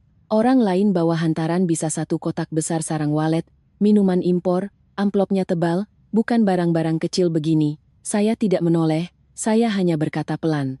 Keluarga saya lebih menghargai niat baik daripada pertunjukan. Mas Baskara di kursi depan melirik saya, lalu berkata pada ibunya seolah ingin menyenangkan. "Bu, Dewi itu orangnya teliti. Mungkin dia pikir ayah dan ibu mertua sukanya yang seperti ini." Kata mungkin dia pikir terdengar seolah melempar tanggung jawab, seolah saya yang mengada-ada dan dia hanya ikut terseret. Saya tidak menjawab, karena saya tahu jika saya bicara lagi, Ibu Larasati akan punya alasan untuk memarahi saya karena melawan mertua. Mobil melaju ke jalan raya, pagi hari Jakarta macet, suara motor dan klakson bercampur aduk. Saya melihat keramaian di luar dan berpikir, setiap orang punya bebannya sendiri. Bedanya ada yang berjuang untuk sesuap nasi, ada yang berjuang untuk kehormatan. Ibu Larasati di belakang masih belum diam. Beliau terus mengomel. Menantu orang lain baru menikah sudah tahu diri, tahu cara mengambil hati mertua. Kalau kamu semua dihitung-hitung, kemarin ibu suruh cairkan tabungan 1,5 miliar, kamu malah membantah. Saya mendengar kata tahu diri itu dan terasa pahit. Tahu diri di mulut beliau bukan berarti tahu sopan santun, tapi tahu cara memberi. Saya tetap menjaga suara. Saya tidak membantah, Bu. Saya hanya tidak mau melakukan hal yang tidak transparan. Ibu Larasati tertawa sinis. Transparan untuk apa? Perempuan pelit itu hatinya sempit. Dengar ya, laki-laki itu butuh istri yang bisa mendukung, bisa berkorban. Kalau dapat yang sepertimu, dia bisa bosan. Saya menggenggam setir lebih erat, saya tidak takut diancam bosan. Saya hanya merasa malu untuk orang yang menggunakan kata itu untuk memaksa orang lain tunduk. Saya tidak berdebat. Saya memilih cara lain. Cara seorang pemilik usaha saat melihat risiko. Saya memasang satu earphone, membuka ponsel dalam mode senyap. Jari saya bergerak cepat. Saya mengirim pesan pada manajer gudang di cabang utama. Pak, mulai sekarang hentikan sementara pengiriman barang untuk karya Baskara. Surat jalan yang belum lunas atau belum ada bukti pencocokan utang. Segel saja. Kalau ada yang telepon minta barang, laporkan ke saya. Selesai. Saya mengirim pesan lagi pada Mbak Ratih di bagian akuntansi. Mbak, kunci semua bentuk tempo untuk karya Baskara. Cetak daftar piutang beserta bukti serah terimanya. Kalau ada rekening bersama atau surat kuasa terkait Baskara, tolong kumpulkan datanya untuk saya. Saya tidak menulis panjang. Saya hanya memberi perintah yang jelas dan bisa dikontrol. Bisnis harus begitu, bukan karena kejam, tapi untuk menyelamatkan diri. Mas Baskara tiba-tiba bertanya, matanya masih menatap jalan. Kamu kirim pesan ke siapa? Saya menjawab singkat, orang toko. Dia mengerutkan kening. Pesan apa? Saya tidak menghindar juga tidak bercerita soal utang piutang. Aku tidak mau ada masalah baru. Ibu Larasati di belakang mendengar itu dan langsung menyindir. Pergi ke acara keluarga kok masih urus hutang? Dasar perempuan, otaknya cuma uang. Saya tersenyum tipis, bukan senyum bahagia, tapi senyum orang yang memahami sebuah kebenaran. Orang selalu mencela apa yang tidak bisa mereka dapatkan. Saya berkata pelan, lebih untuk mengingatkan diri sendiri daripada menjawab beliau. Uang bukan segalanya, tapi tanpa transparansi kita bisa kehilangan segalanya. Mobil berbelok ke jalan yang lebih sepi. Ponsel saya bergetar pelan. Pesan dari Aditi, saya melirik cepat, hanya membaca notifikasi yang muncul. Kak, nomor yang semalam itu ada hubungan transfer dengan rekening atas nama orang di dalam karya Baskara. Aku sedang gali lebih dalam. Satu baris itu saja sudah cukup membuat punggung saya dingin, tapi tidak lagi siok seperti semalam. Sekarang saya merasa anehnya sangat sadar. Sakit, tapi sudah melewati fase terjatuh. Saya mematikan layar, menyimpan ponsel, fokus menyetir. Mas Baskara melirik saya, suaranya melembut. Kamu hari ini aneh, saya tidak menatapnya. Aku hanya ingin bersikap benar di hadapan orang tuaku dan diriku sendiri. Ibu Larasati masih bergumam di belakang, tapi saya tidak lagi mendengarkan. Ada kata-kata yang jika didengarkan akan menjadi luka. Tapi jika dianggap seperti suara bising di jalan, kita bisa tetap memegang kendali. Menjelang rumah orang tua saya, jantung saya berdebar bukan karena takut konfrontasi, tapi karena memikirkan ibu. Ibu saya seumur hidupnya ramah, tidak pernah berkata kasar pada siapapun. Jika hari ini Ibu Larasati masih membawa lidah tajamnya untuk menghina keluarga saya tahu saya tidak akan bisa diam seperti hari-hari sebelumnya. Mobil berhenti di depan gerbang. Saya menarik napas dalam-dalam, merapikan hantaran, lalu turun. Sinar matahari pagi menembus dedaunan pohon di depan rumah, begitu terang hingga saya bisa melihat setiap butir debu di udara dan juga membuat saya melihat dengan jelas satu hal. Hari ini saya bukan lagi pengantin baru yang hanya bisa diam. Saya adalah putri dari orang tua saya dan saya bertanggung jawab atas kehormatan saya sendiri. Gerbang baru saja dibuka, Ibu. Saya sudah keluar. Ibu mengenakan duster berwarna biru muda. Rambutnya disanggur rapi, tangannya masih berbau bawang goreng karena sedang memasak. Melihat saya, ibu tersenyum. Matanya berbinar. Dewi, sudah pulang, nak? Lalu ibu menoleh ke Mas Baskara dengan sopan. Menantu ibu sudah datang ya? Ayah saya berdiri di belakang, tidak banyak bicara, hanya mengangguk menyapa. Matanya tajam mengamati. Keluarga saya tidak kaya yang pamer. Kekayaan mereka ada pada kerapian, ketertiban, dan cara mereka menjamu tamu dengan baik. Saya masuk ke halaman, melihat pohon belimbing di teras, melihat meja kayu tua yang selalu ayah bersihkan setiap minggu, tiba-tiba tenggorokan saya tercekat. Sebanyak apapun toko yang saya miliki, saat pulang ke sini, saya tetaplah anak perempuan ibu. Ibu menarik tangan saya. Ayo cuci tangan. Terus makan. Ibu masak kesukaanmu. Aroma sayur bening bayam dan ikan pindang yang digoreng garing tercium. Ditambah sambal terasi dan tempe mendoan. Makanan sederhana yang hangat. Saya meletakkan hantaran di meja. Bu ayah, ini ada sedikit oleh-oleh. Ayah saya hanya berkata satu kalimat, kamu pulang saja sudah cukup. Ibu Larasati masuk paling akhir melirik hidangan di meja seperti seorang pemeriksa barang. Beliau tidak memuji, tidak bertanya apakah ibu lelah memasak, hanya berkata, besan masakannya repot sekali ya. Terdengar seperti basa-basi, tapi nadanya aneh. Ibu saya tetap tersenyum. Ah tidak, seadanya saja. Silakan duduk Bu. Ibu menarik kursi untuk Ibu Larasati lalu mempersilakan Mas Baskara. Nak Baskara, duduk di sini dekat ayah biar enak mengobrol. Kami duduk di meja makan. Saya mencoba menjaga suasana tetap normal. Ibu menyendokkan nasi untuk saya, bertanya pelan, bagaimana di sana nak? Baik-baik saja. Saya ingin menjawab tidak baik, tapi di depan semua orang, saya hanya berkata, biasa saja, Bu. Ibu menatap saya, tidak bertanya lagi. Tapi saya tahu ibu mengerti. Baru beberapa suap, Ibu Larasati meletakkan sendoknya, menegakkan punggung. Suaranya jelas seperti membuka sebuah acara. Begini, Bapak, Ibu. Hari ini seharusnya hari bahagia, tapi saya punya satu hal yang harus dibicarakan di depan Bapak dan Ibu. Suasana di meja langsung hening. Ayah saya tidak bicara, hanya meletakkan sendoknya perlahan dan menatap lurus ke arah beliau. Ibu, saya masih mencoba lembut. Iya Bu, silakan. Ibu Larasati menoleh menunjuk ke arah saya. Dewi ini jadi istri tapi tidak tahu cara mendukung suami. Saya suruh dia cairkan tabungan R1,5 miliar untuk modal suaminya. Dia menolak mentah-mentah. Perempuan pelit seperti itu, mana bisa rumah tangganya maju. Saya mendengar itu dan badan saya dingin. Beliau tidak meminta izin, tidak memilih kata-kata. Beliau membawa urusan uang ke meja makan seperti menjemur pakaian dalam saya di depan umum. Ibu saya tertegun sejenak, tapi tetap tenang. Kalau begitu, kita juga harus dengar dari kedua belah pihak. Ibu Larasati tertawa sinis. Pihak mana lagi? Sudah menikah ya? Uang jadi milik bersama. Dia malah pakai alasan surat-surat perjanjian, seolah-olah dia bosnya dan suaminya karyawannya. Saya meletakkan sendok. Saya tidak bisa membiarkan orang tua saya duduk mendengarkan putri mereka dihina seperti ini. Saya menatap lurus ke arah Ibu Larasati. Suara saya jelas begini Bu. Saya jelaskan di depan ayah dan ibu saya agar transparan. Saya tidak mencairkan tabungan karena tidak ada rencana pengembalian, tidak ada bukti pinjaman, dan tidak ada rencana arus kas yang jelas. Dan sebelum bicara soal 1,5 miliar, saya mau tanya hal lain. Ibu Larasati mengerutkan kening. Hal apa? Saya menoleh ke Mas Baskara bertanya langsung, Mas Baskara, 60 gram emas maharku, Mas bilang pinjam untuk DP tanah, mana bukti DP-nya? Tanahnya di mana? Atas nama siapa? Mas Baskara terdiam. Potongan ayam di sendoknya berhenti di udara lalu jatuh kembali ke piring. Dia melirik ibunya seolah meminta bantuan. Ibu Larasati langsung menimpali. Astaga, emas lagi yang diungkit. Emas itu kan milik bersama. Dia pinjam ya pinjam. Kenapa diributkan seperti kehilangan harta karun? Saya tidak lagi menatap beliau, saya menatap lurus ke Mas Baskara. Jawab Mas. Mas Baskara tergagap, itu suratnya sedang diurus. Tanahkan transaksinya cepat, tidak pakai prosedur rumit seperti yang kamu mau. Ayah saya saat itu baru angkat bicara, suaranya berat dan tenang. Bisnis tanpa surat-surat itu namanya bisnis atau main-main? Nak Baskara? Wajah Mas Baskara memerah. Dia tertawa canggung. Iya. Nanti saya lengkapi. Ibu Larasati buru-buru mengubah topik, menoleh pada ibu saya.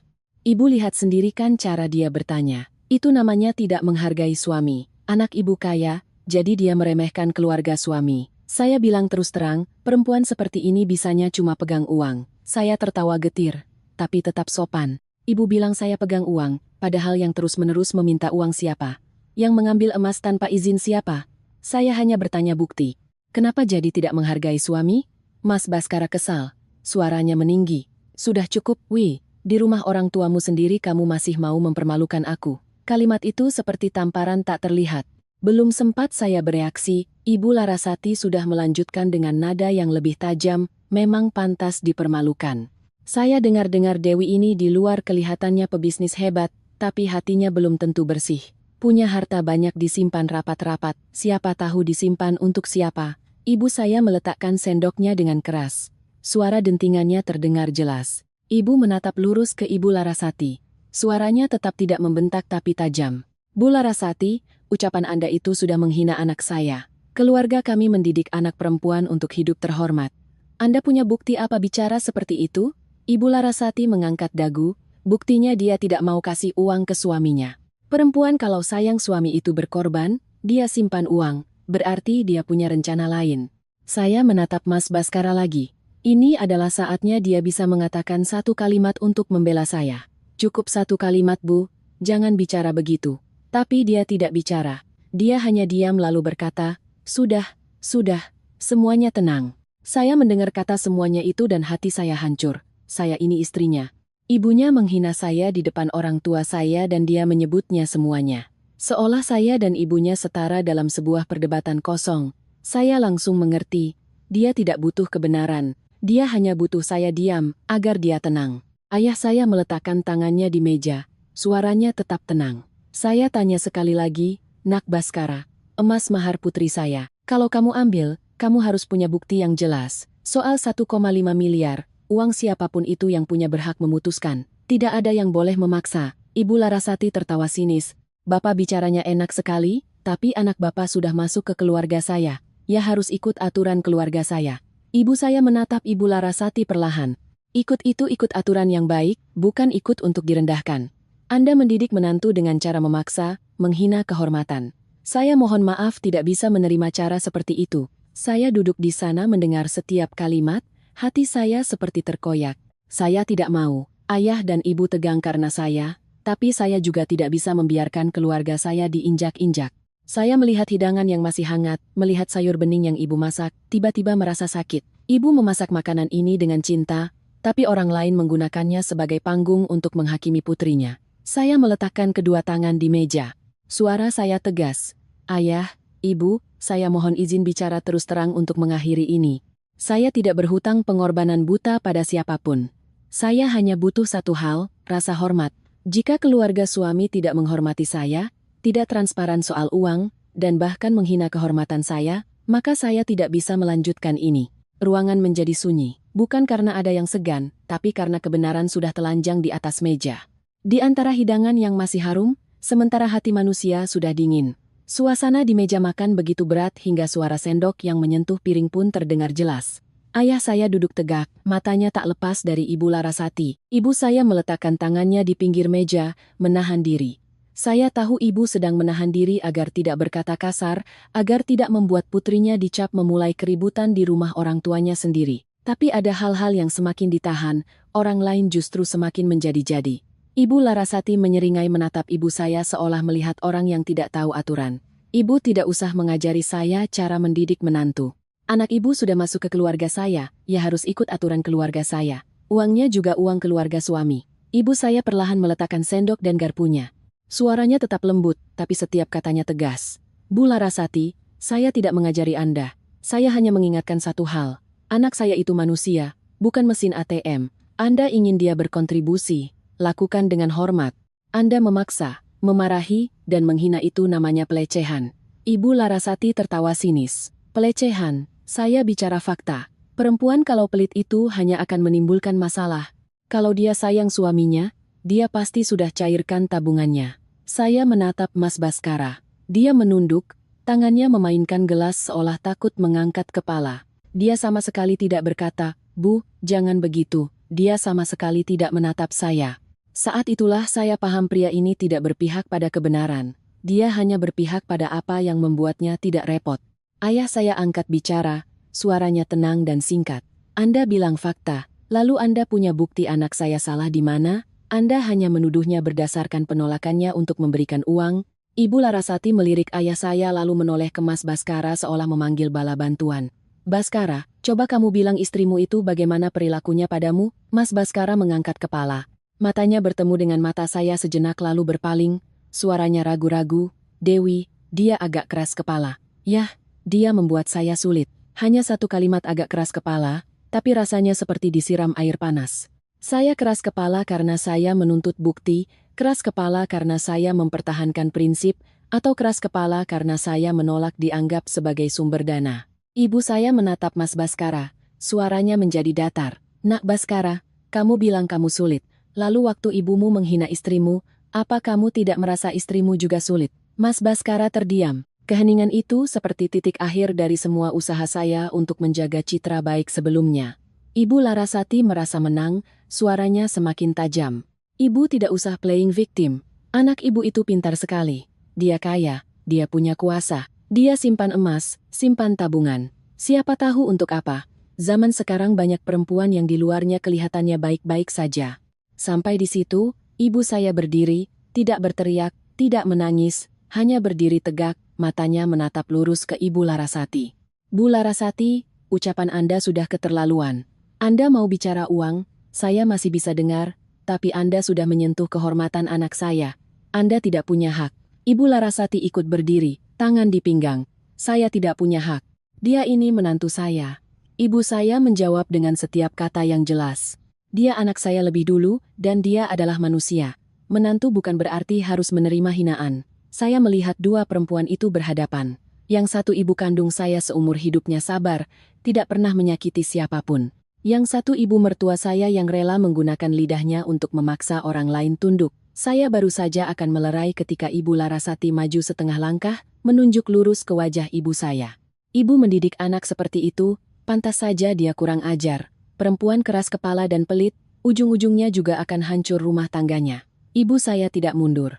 Saya mendidik anak saya untuk lebih baik lapar, tapi menjaga kehormatan, bukan untuk meminta-minta pada keluarga suami. Anda mau kaya dengan cara memaksa menantu mencairkan tabungan, coba Anda berkaca.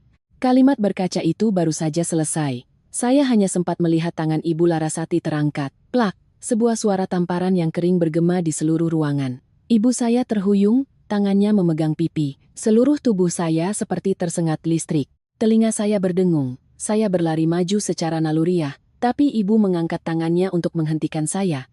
Tangan ibu gemetar, tapi tatapannya tetap jernih dan tegas. Ibu tidak mau saya kehilangan kendali di rumah saya sendiri. Ayah saya maju menopang ibu. Wajahnya pucat, suaranya berat dan dingin. Keluar dari rumah saya, Ibu Larasati masih melotot. Saya tampar untuk mengajari ibu sopan santun. Saya langsung menoleh ke Mas Baskara. Saya menunggu dia mengatakan satu kata maaf, atau setidaknya menarik ibunya keluar. Tapi dia hanya berdiri mematung, mulutnya tergagap. Ibu, kenapa begitu? Hanya itu, sebuah kalimat tanpa awal, tanpa akhir, tanpa niat meminta maaf, tanpa keberanian membela. Saya menatapnya. Hati saya jatuh ke dalam lubang yang dalam. Suami seperti ini, untuk apa pernikahan ini dipertahankan? Saya maju selangkah. Suara saya tidak keras, tapi cukup untuk didengar semua orang. Mas Baskara, sejak detik Ibu Mas menampar ibu saya, tidak ada lagi yang bisa dibicarakan dengan baik-baik di antara keluarga kita. Mas berdiri diam di sini, berarti Mas sudah memilih. Ibu Larasati berteriak, jangan menyalahkan anakku. Anakmu yang kurang ajar duluan. Saya tidak berdebat siapa yang mulai. Saya hanya menatap lurus ke arahnya, mengubah panggilan saya seketika, dingin seperti es. Ibu Larasati, Anda baru saja menampar ibu saya di rumah saya, silakan keluar dari sini. Ibu saya menahan sakit. Berkata pelan setiap katanya seperti memaku. Mulai sekarang keluarga saya tidak punya besra pulang. Mas Baskara menatap ibu mertuanya dengan panik lalu menatap saya. Wi tenang dulu. Kita pulang. Kita bicarakan di rumah. Saya menggeleng. Tidak ada lagi bicarakan di rumah. Baik rumahmu atau rumahku, aku tidak akan menerima pemandangan ibuku dihina seperti ini. Saya menoleh ke ayah dan ibu, suara saya merendah. Ayah, ibu, maafkan Dewi karena sudah membuat ayah dan ibu mengalami hal ini. Ayah saya menepuk bahu saya, suaranya serak, kamu tidak salah, nak, yang salah adalah orang yang tidak tahu cara menghormati. Saya menoleh ke Mas Baskara untuk terakhir kalinya. Saya tidak menangis. Saya berkata dengan jelas, singkat seperti menutup sebuah kontrak. Saya akan mengajukan gugatan cerai, mulai sekarang semua urusan uang, emas, dan utang-putang akan saya selesaikan melalui pengacara. Jangan lagi hubungi saya dengan sebutan suami istri, karena kamu sudah terlalu sering menggunakannya untuk menutupi kesalahan. Wajah Mas Baskara pucat pasi. Kamu bilang begitu artinya selesai? Saya menjawab, selesai sejak kamu membiarkan ibumu merendahkan aku dan benar-benar selesai sejak ibumu menampar ibuku. Ibu Larasati masih mau bicara, tapi ayah saya sudah membuka pintu dan berdiri di sana. Tanpa perlu membentak, auranya sudah cukup untuk mengusir mereka. Ibu saya dipapa ayah masuk ke dalam. Saya mengikuti di belakang. Saat melangkah melewati ambang pintu, saya mendengar langkah kaki mereka menjauh di halaman. Suara gumaman Ibu Larasati, suara Mas Baskara memanggil nama saya dengan lemah. Semuanya terasa seperti debu yang tertiup angin. Di dalam hidangan di meja masih ada, sayur masih hangat. Tapi saya tahu ada hal-hal yang sekali pecah, tidak akan bisa kembali utuh hanya dengan dipanaskan. Saya pulang ke rumah orang tua saat sudah sore. Pipi ibu saya masih memerah. Ibu mencoba tersenyum bilang tidak apa-apa, tapi saya tahu itu sakit. Sakit di kulit dan di hati. Saya duduk di samping ibu, tidak banyak bicara, hanya menggenggam tangannya. Ayah saya mondar-mandir, sepertinya sedang menahan amarah. Rumah kami yang damai bertahun-tahun, hanya karena saya menikah, sebuah tamparan mendarat di teras kami. Malam itu saya tidak kembali ke apartemen. Saya menelepon asisten saya di toko, memintanya mengambilkan tas berisi barang-barang pribadi dan beberapa dokumen penting. Saya tidak mau kembali ke tempat di mana ada orang yang menganggap aset saya seperti prasmanan. Ibu menatap saya. Apa rencanamu nak? Saya menjawab pelan tapi mantap. Aku akan selesaikan secara hukum Bu. Aku tidak akan biarkan ini berlalu begitu saja. Keesokan paginya, tepat pukul, saya sudah berada di kantor pengacara yang direkomendasikan Aditya. Pengacara itu berusia sekitar 40-an, bicaranya tenang. Setelah mendengar cerita saya, dia hanya menanyakan 3 hal penting. Apakah ada harta bersama? Apakah ada bukti pengambilan emas tanpa izin? Apakah ada bukti perselingkuhan? Saya mengeluarkan ponsel, menunjukkan foto-foto screenshot, mutasi rekening 6,2 juta di klinik bersalin, pesan anak kita butuh ayahnya dan transfer-transfer kecil lainnya. Saya tidak lagi membacakan kata-kata itu. Saya hanya meletakkannya di meja seperti meletakkan sebuah fakta. Selanjutnya saya menjelaskan soal 60 gram emas yang hilang, pengakuan Baskara yang meminjam, dan tidak adanya bukti. Saya menjelaskan kronologi waktu, tempat, dan siapa saja yang hadir. Pengacara itu mengangguk sambil mencatat, Ibu sudah benar dengan menyimpan bukti. Sekarang kita harus mengunci risiko finansial. Jangan sampai timbul kewajiban baru. Saya menandatangani surat kuasa. Setuju untuk mengajukan gugatan cerai sepihak dengan permohonan agar pengadilan mempertimbangkan tindakan penggelapan aset, perselingkuhan, dan penggunaan aset pribadi tanpa izin. Saya tidak mengatakan beri mereka pelajaran. Saya hanya mengatakan, saya ingin keadilan. Saya tidak mau menanggung utang orang lain dan saya tidak akan membiarkan kehormatan keluarga saya diinjak-injak dari kantor pengacara. Saya tidak langsung pulang, saya langsung ke cabang utama mengadakan rapat singkat dengan 3 orang, Mbak Ratih, akuntan, manajer gudang, dan asisten operasional. Saya bicara singkat, mulai sekarang Karya Baskara adalah mitra berisiko tinggi. Jangan keluarkan barang apapun sebelum lunas atau ada pencocokan utang yang ditandatangani. Semua bukti serah terima harus diperiksa ulang, scan, dan simpan. Mbak Ratih membuka laptopnya, menunjukkan daftar piutang. Saya melihat angka merah itu dan sadar saya sudah terlalu lunak di awal. Saya tidak menyalahkan siapapun. Saya menyalahkan diri sendiri karena pernah berpikir menjaga citra itu penting. Saya meminta Mbak Ratih buatkan surat pemberitahuan penghentian tempo pembayaran sesuai klausul kontrak. Kirim via email dan kurir tercatat ke Karya Baskara. Semua harus sesuai prosedur. Jangan beri mereka celah untuk bilang kita bermain curang. Manajer gudang melapor, masih ada 1 pengiriman yang dijadwalkan sore ini untuk proyek Baskara. Barangnya sudah hampir siap. Saya bertanya, sudah dibayar? Dia menggeleng. Saya hanya memberi 1 perintah, segel. Bukan karena saya ingin mempersulit, tapi karena saya paham. Jika hari ini saya tetap mengirim, besok saya harus menjelaskan pada karyawan dan pada diri sendiri kenapa saya terus membuka pintu untuk orang lain masuk dan mengambil. Saya menghubungi tim penjualan, meminta semua telepon dari pihak Karya Baskara dialihkan ke saya atau akuntan. Jangan ada yang menjanjikan apapun. Dalam bisnis yang paling berbahaya adalah janji lisan dari karyawan yang berniat baik. Selesai urusan barang, saya beralih ke keuangan pribadi. Saya memeriksa semua rekening yang berhubungan dengan Baskara, rekening bersama yang dibuka setelah menikah untuk pengeluaran rumah tangga, kartu kredit tambahan yang pernah saya berikan. Saya menelepon bank, meminta pemblokiran kartu tambahan, dan mengubah semua metode verifikasi. Saya juga meminta pelacakan transaksi-transaksi mencurigakan. Saya mengikuti semua prosedur, mencatat nomor laporan. Setiap langkah harus ada jejaknya. Menjelang siang, ponsel saya berdering terus-menerus. Baskara, saya tidak mengangkatnya. Saya sudah bilang semua melalui pengacara. Pesannya muncul. Kamu melakukan ini sama saja dengan membunuhku. Saya membaca lalu mematikan layar. Membunuh siapa? Saya hanya menutup keran yang biasa dia buka. Jika sebuah bisnis bisa hidup karena meminta tempo dan mengandalkan nama suami istri untuk menarik modal, pada dasarnya bisnis itu sudah rapuh sejak awal. Sore harinya, Aditya menelepon.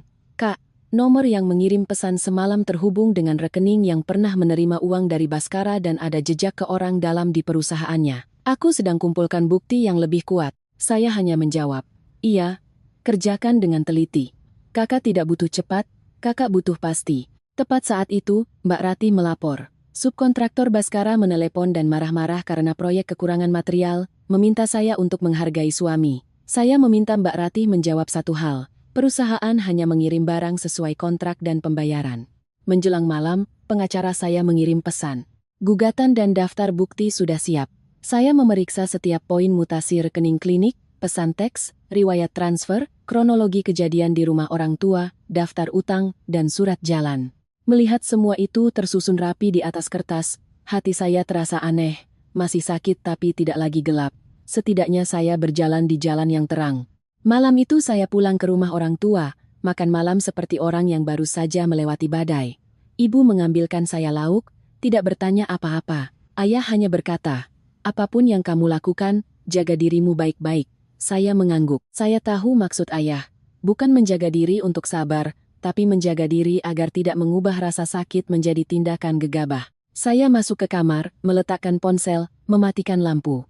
Di luar sana, kota masih terang, kendaraan masih lalu lalang, orang-orang masih tertawa. Di dalam diri saya, sebuah babak baru telah dimulai. Babak kejelasan, saya tidak butuh belas kasihan. Saya hanya butuh segalanya kembali pada tempatnya. Siapa yang berbuat salah, dia yang menanggung. Siapa yang merendahkan kehormatan orang lain, dia harus belajar membayar harganya. Keesokan paginya, saya tetap datang ke toko seperti biasa. Bukan karena saya tenang, tapi karena pekerjaan adalah satu-satunya hal yang menahan saya agar tidak terseret emosi. Saya berdiri di depan pajangan keramik, melihat pola-pola yang lurus dan rapi, dan merasa hidup saya justru sebaliknya, kusut. Tapi semakin kusut, kepala saya harus semakin dingin. Sekitar pukul 10. Mbak Ratih melapor ada banyak telepon dari nomor tak dikenal. Semua suara laki-laki yang bertanya dengan nada mengancam, "Ini Bu Dewi?" Rekan lalu meminta bicara baik-baik karena proyek interior kekurangan material. Saya meminta Mbak Ratih tidak berdebat, cukup jawab sesuai prosedur. Ada kontrak dan pembayaran, barang dikirim. Kalau tidak ada, ya sudah. Kalau ada yang bicara kasar, tutup telepon. Saya tidak punya energi lagi untuk menyenangkan orang-orang yang sedang menagih utang orang lain. Sekitar tengah hari, Aditi mengirim pesan, "Kak, bisa ke kedai kopi dekat gudang A. Aku bawa berkas." Saya tidak bertanya berkas apa lewat telepon. Hal-hal seperti ini semakin dibicarakan di dunia maya, semakin mudah dipelintir. Saya mengosongkan jadwal, menyetir sendiri ke tempat yang dijanjikan. Aditya duduk di sudut, di depannya ada setumpuk kertas dan sebuah laptop. Adik saya itu menatap saya. Suaranya pelan. "Kakak jangan kaget ya. Aku sudah cek dari berbagai sumber." Aditya bukan orang yang suka basa-basi. Kalau dia sudah bilang begitu, artinya masalahnya serius. Saya duduk tidak memesan minuman, langsung berkata, "Berikan bagian yang paling penting dulu." Aditi membuka laptopnya menunjukkan screenshot transfer dari rekening pribadi Baskara ke rekening atas nama Pramita Melati. Bukan sekali, tapi rutin. Aditya menunjuk satu transfer terbesar R680 juta. Keterangannya singkat, titip. Saya melihat angka itu dan bibir saya terasa kering. 680 juta bukan pinjam sebentar, bukan juga untuk urusan kantor. Itu adalah pelampung atau brankas rahasia. Saya bertanya kapan transfer ini, Aditya menjawab, sekitar sebulan lebih sebelum pernikahan dan setelah itu masih ada transfer-transfer kecil secara rutin. Yang aneh, rekening Melati ini mentransfer lagi ke seorang pria bernama Hermawan, panggilannya Herman Preman, terlibat judi online, punya riwayat pinjaman dari rentenir. Saya tersenyum getir, ternyata pepatah lama tidak salah. Baskara menikah dengan saya karena uang dan sekarang dia dimanfaatkan oleh orang lain dengan keserakahannya sendiri. Aditya membuka halaman lain. Ini data pribadi Melati. Dia tidak seperti karyawan baik-baik yang kakak lihat, dia tinggal bersama Herman. Secara hukum tidak menikah, tapi di lingkungan mereka dipanggil suami istri. Aditya mengangkat kepala. "Kakak ingat pesan. Anak kita butuh ayahnya." Aku lacak nomor itu terdaftar atas nama samaran, tapi lokasinya sering terdeteksi di sekitar kontrakan tempat Melati dan Herman tinggal. Tangan saya terkepal, jadi pesan itu bukan dari orang asing. Itu adalah sebuah jebakan. Jebakan untuk menakut-nakuti dan memainkan gengsi seorang pria lalu memaksanya mengeluarkan uang untuk menjaga rahasia. Saya bertanya lagi soal klinik. Aditya menunjukkan salinan jadwal periksa. Aku minta tolong teman di bidang medis hanya bisa konfirmasi data dasar. Ada nama pemesan jadwal yang cocok dengan Melati, tapi pakai nomor telepon lain, dan ini Aditya mengeluarkan selembar kertas. Bukan asli, tapi informasinya cukup membuat punggung saya dingin. Menurut jadwal USG dan waktunya, kemungkinan besar usia kehamilan tidak cocok dengan waktu Baskara sering bersamanya. Terus terang, kemungkinan besar itu bukan anak Baskara. Saya duduk terdiam bukan karena kasihan pada Baskara. Saya terdiam karena melihat hidup ini memang benar-benar panggung sandiwara. Baskara memanfaatkan saya dan sekarang dia dimanfaatkan oleh orang lain. Saya bertanya pada Aditi. Kamu yakin? Aditi mengangguk. Aku tidak menyimpulkan. Aku hanya menunjukkan data yang sudah aku cocokkan.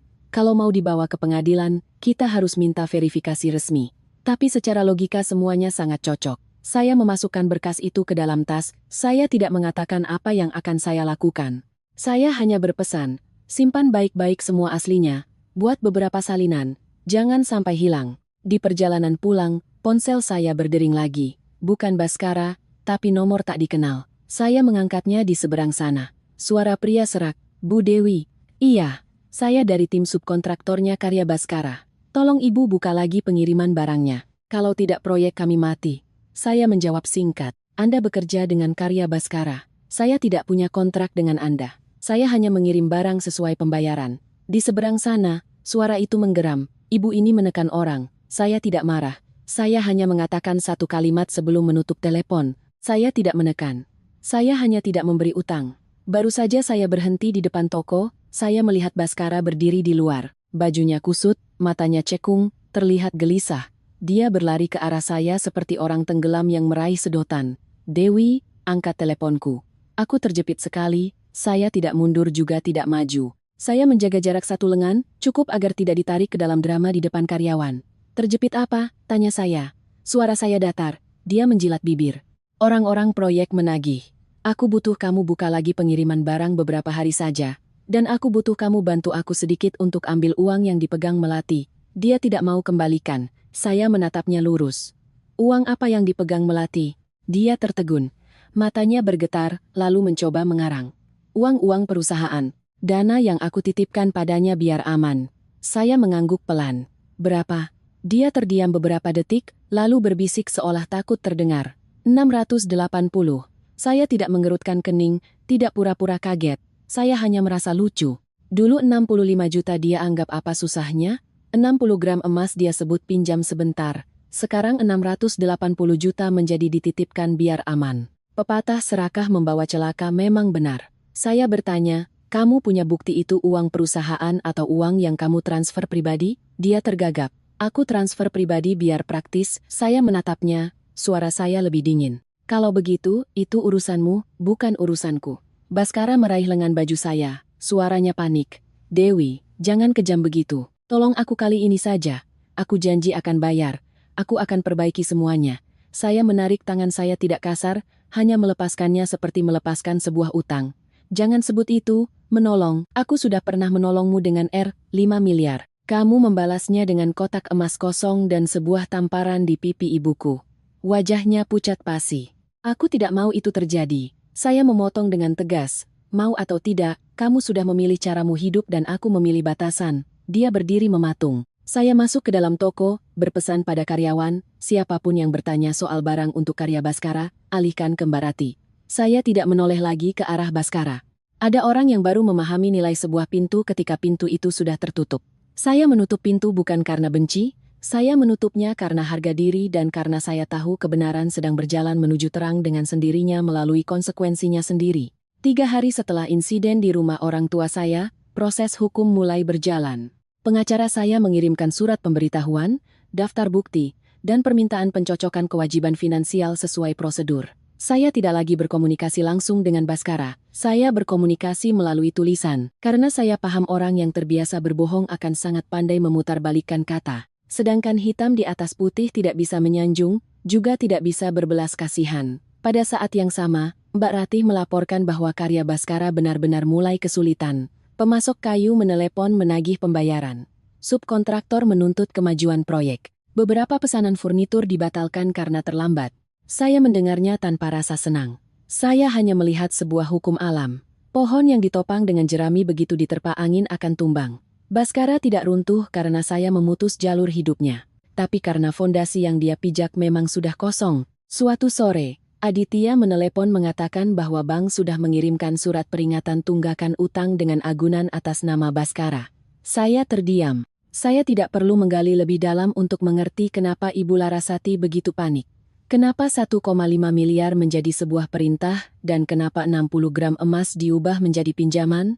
Ketika utang sudah mencekik leher, orang akan mencari apapun untuk dipegang.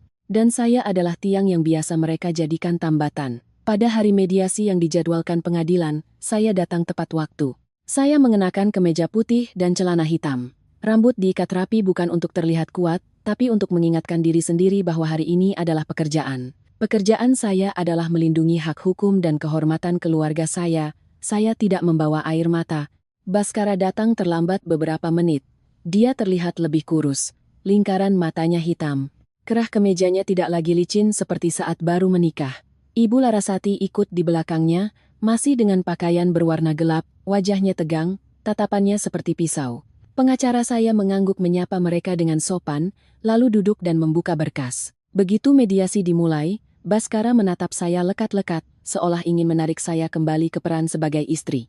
Dia berkata dengan suara serak, "Dewi, aku minta maaf, aku salah, aku emosi, aku terjepit makanya nekat." Saya tidak menjawab. Saya menatap lurus ke arah mediator dan berkata sesuai prosedur. Saya mengajukan gugatan cerai sepihak dengan bukti adanya tindakan penggunaan aset pribadi tanpa izin dan indikasi perselingkuhan.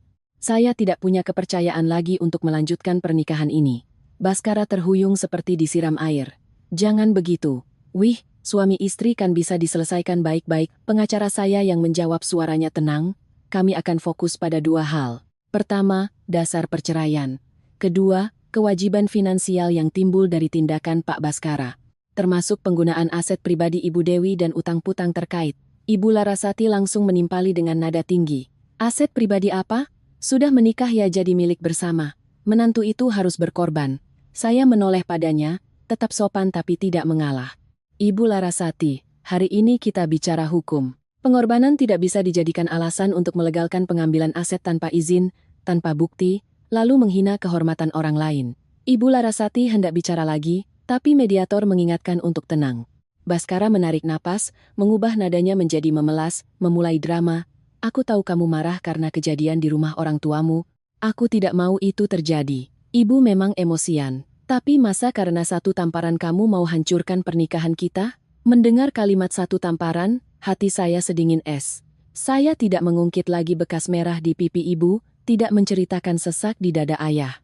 Karena hal-hal itu di luar jangkauan surat-surat hukum, tapi tertanam dalam di batasan hidup manusia. Saya hanya mengatakan satu kalimat untuk mengakhiri bagian emosional ini. Ada hal-hal yang terjadi sekali saja sudah cukup. Kehormatan ibu saya adalah salah satunya. Pengacara saya membuka berkasnya, menyodorkan setumpuk kertas, daftar piutang, surat jalan, bukti serah terima, dan salinan bukti transfer. Dia menjelaskan dengan runut tanpa menyerang. "Ini adalah bukti-bukti bahwa Pak Baskara telah menerima barang tanpa membayar dan telah meminta tempo pembayaran. Hal ini sekarang sudah kami hentikan sesuai klausul kontrak karena adanya risiko piutang." Baskara melihat angka-angka itu menelan ludah. Dia menoleh pada saya. Suaranya pelan. "Kamu kan tahu proyekku sedang macet." Saya menjawab, "Macet ya diselesaikan sesuai aturan. Tidak ada orang yang karena macet lalu berhak mengambil milik orang lain." Beralih ke aset pribadi, pengacara saya tidak bicara panjang. Dia hanya menunjukkan catatan pengakuan Baskara soal meminjam emas disertai pesan teks dan waktu yang saya simpan serta permintaan untuk menunjukkan bukti DP tanah. Baskara membolak-balik kertas, wajahnya pucat. "Nanti saya lengkapi." Mediator bertanya langsung, "Apakah Anda punya bukti transaksi DP tanah tersebut?" Baskara terdiam, sebuah keheningan yang sangat jelas. Keheningan orang yang terbiasa mengatakan besok untuk menunda masalah. Ibu Larasati kemudian mencoba mengubah arah, berusaha menempatkan saya di posisi yang salah. "Dia kaya, dia menekan anak saya, dia kunci barang, dia kunci uang. Bagaimana anak saya mau hidup?" Saya menatapnya, anehnya sangat tenang.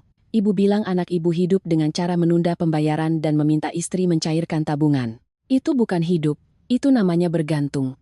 Ada pinjaman, ada pengembalian, baru langgeng. Kalau tidak pinjam tapi terus mengambil, cepat atau lambat pasti hancur. Baskara tidak tahan lagi. Dia berdiri, suaranya bergetar. Aku mohon, Wi, beri aku satu kesempatan. Aku akan kembalikan emasnya. Aku akan bayar utangnya. Kamu cabut gugatannya ya, aku bersujud pun mau. Lalu dia benar-benar berlutut. Saya melihat pemandangan itu. Bukan tidak kasihan, tapi rasa kasihan saya bukan lagi karena cinta, melainkan kesadaran akan sebuah akibat yang tak terhindarkan. Orang hanya akan berlutut ketika tidak ada lagi cara untuk berdiri.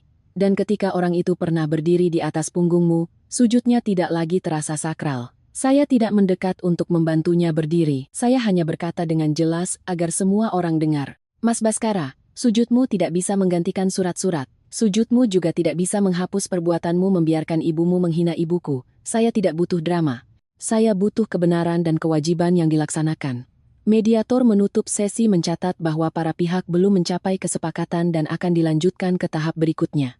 Saya menandatangani berita acara tanpa gemetar. Ibu Larasati menatap saya seolah ingin menelan saya hidup-hidup. Baskara terduduk lemas, matanya merah tapi tidak bisa menangis. Saya melangkah keluar dari ruang mediasi, berdiri di koridor dan menarik napas panjang. Udara berbau kertas dan AC yang dingin, tidak ada bau air mata. Saya merasa beban saya sedikit terangkat karena saya telah memilih jalan yang benar. Tidak berdebat, tidak mengiba, tidak mengikis diri sendiri. Orang bilang hidup ini tentang kesabaran.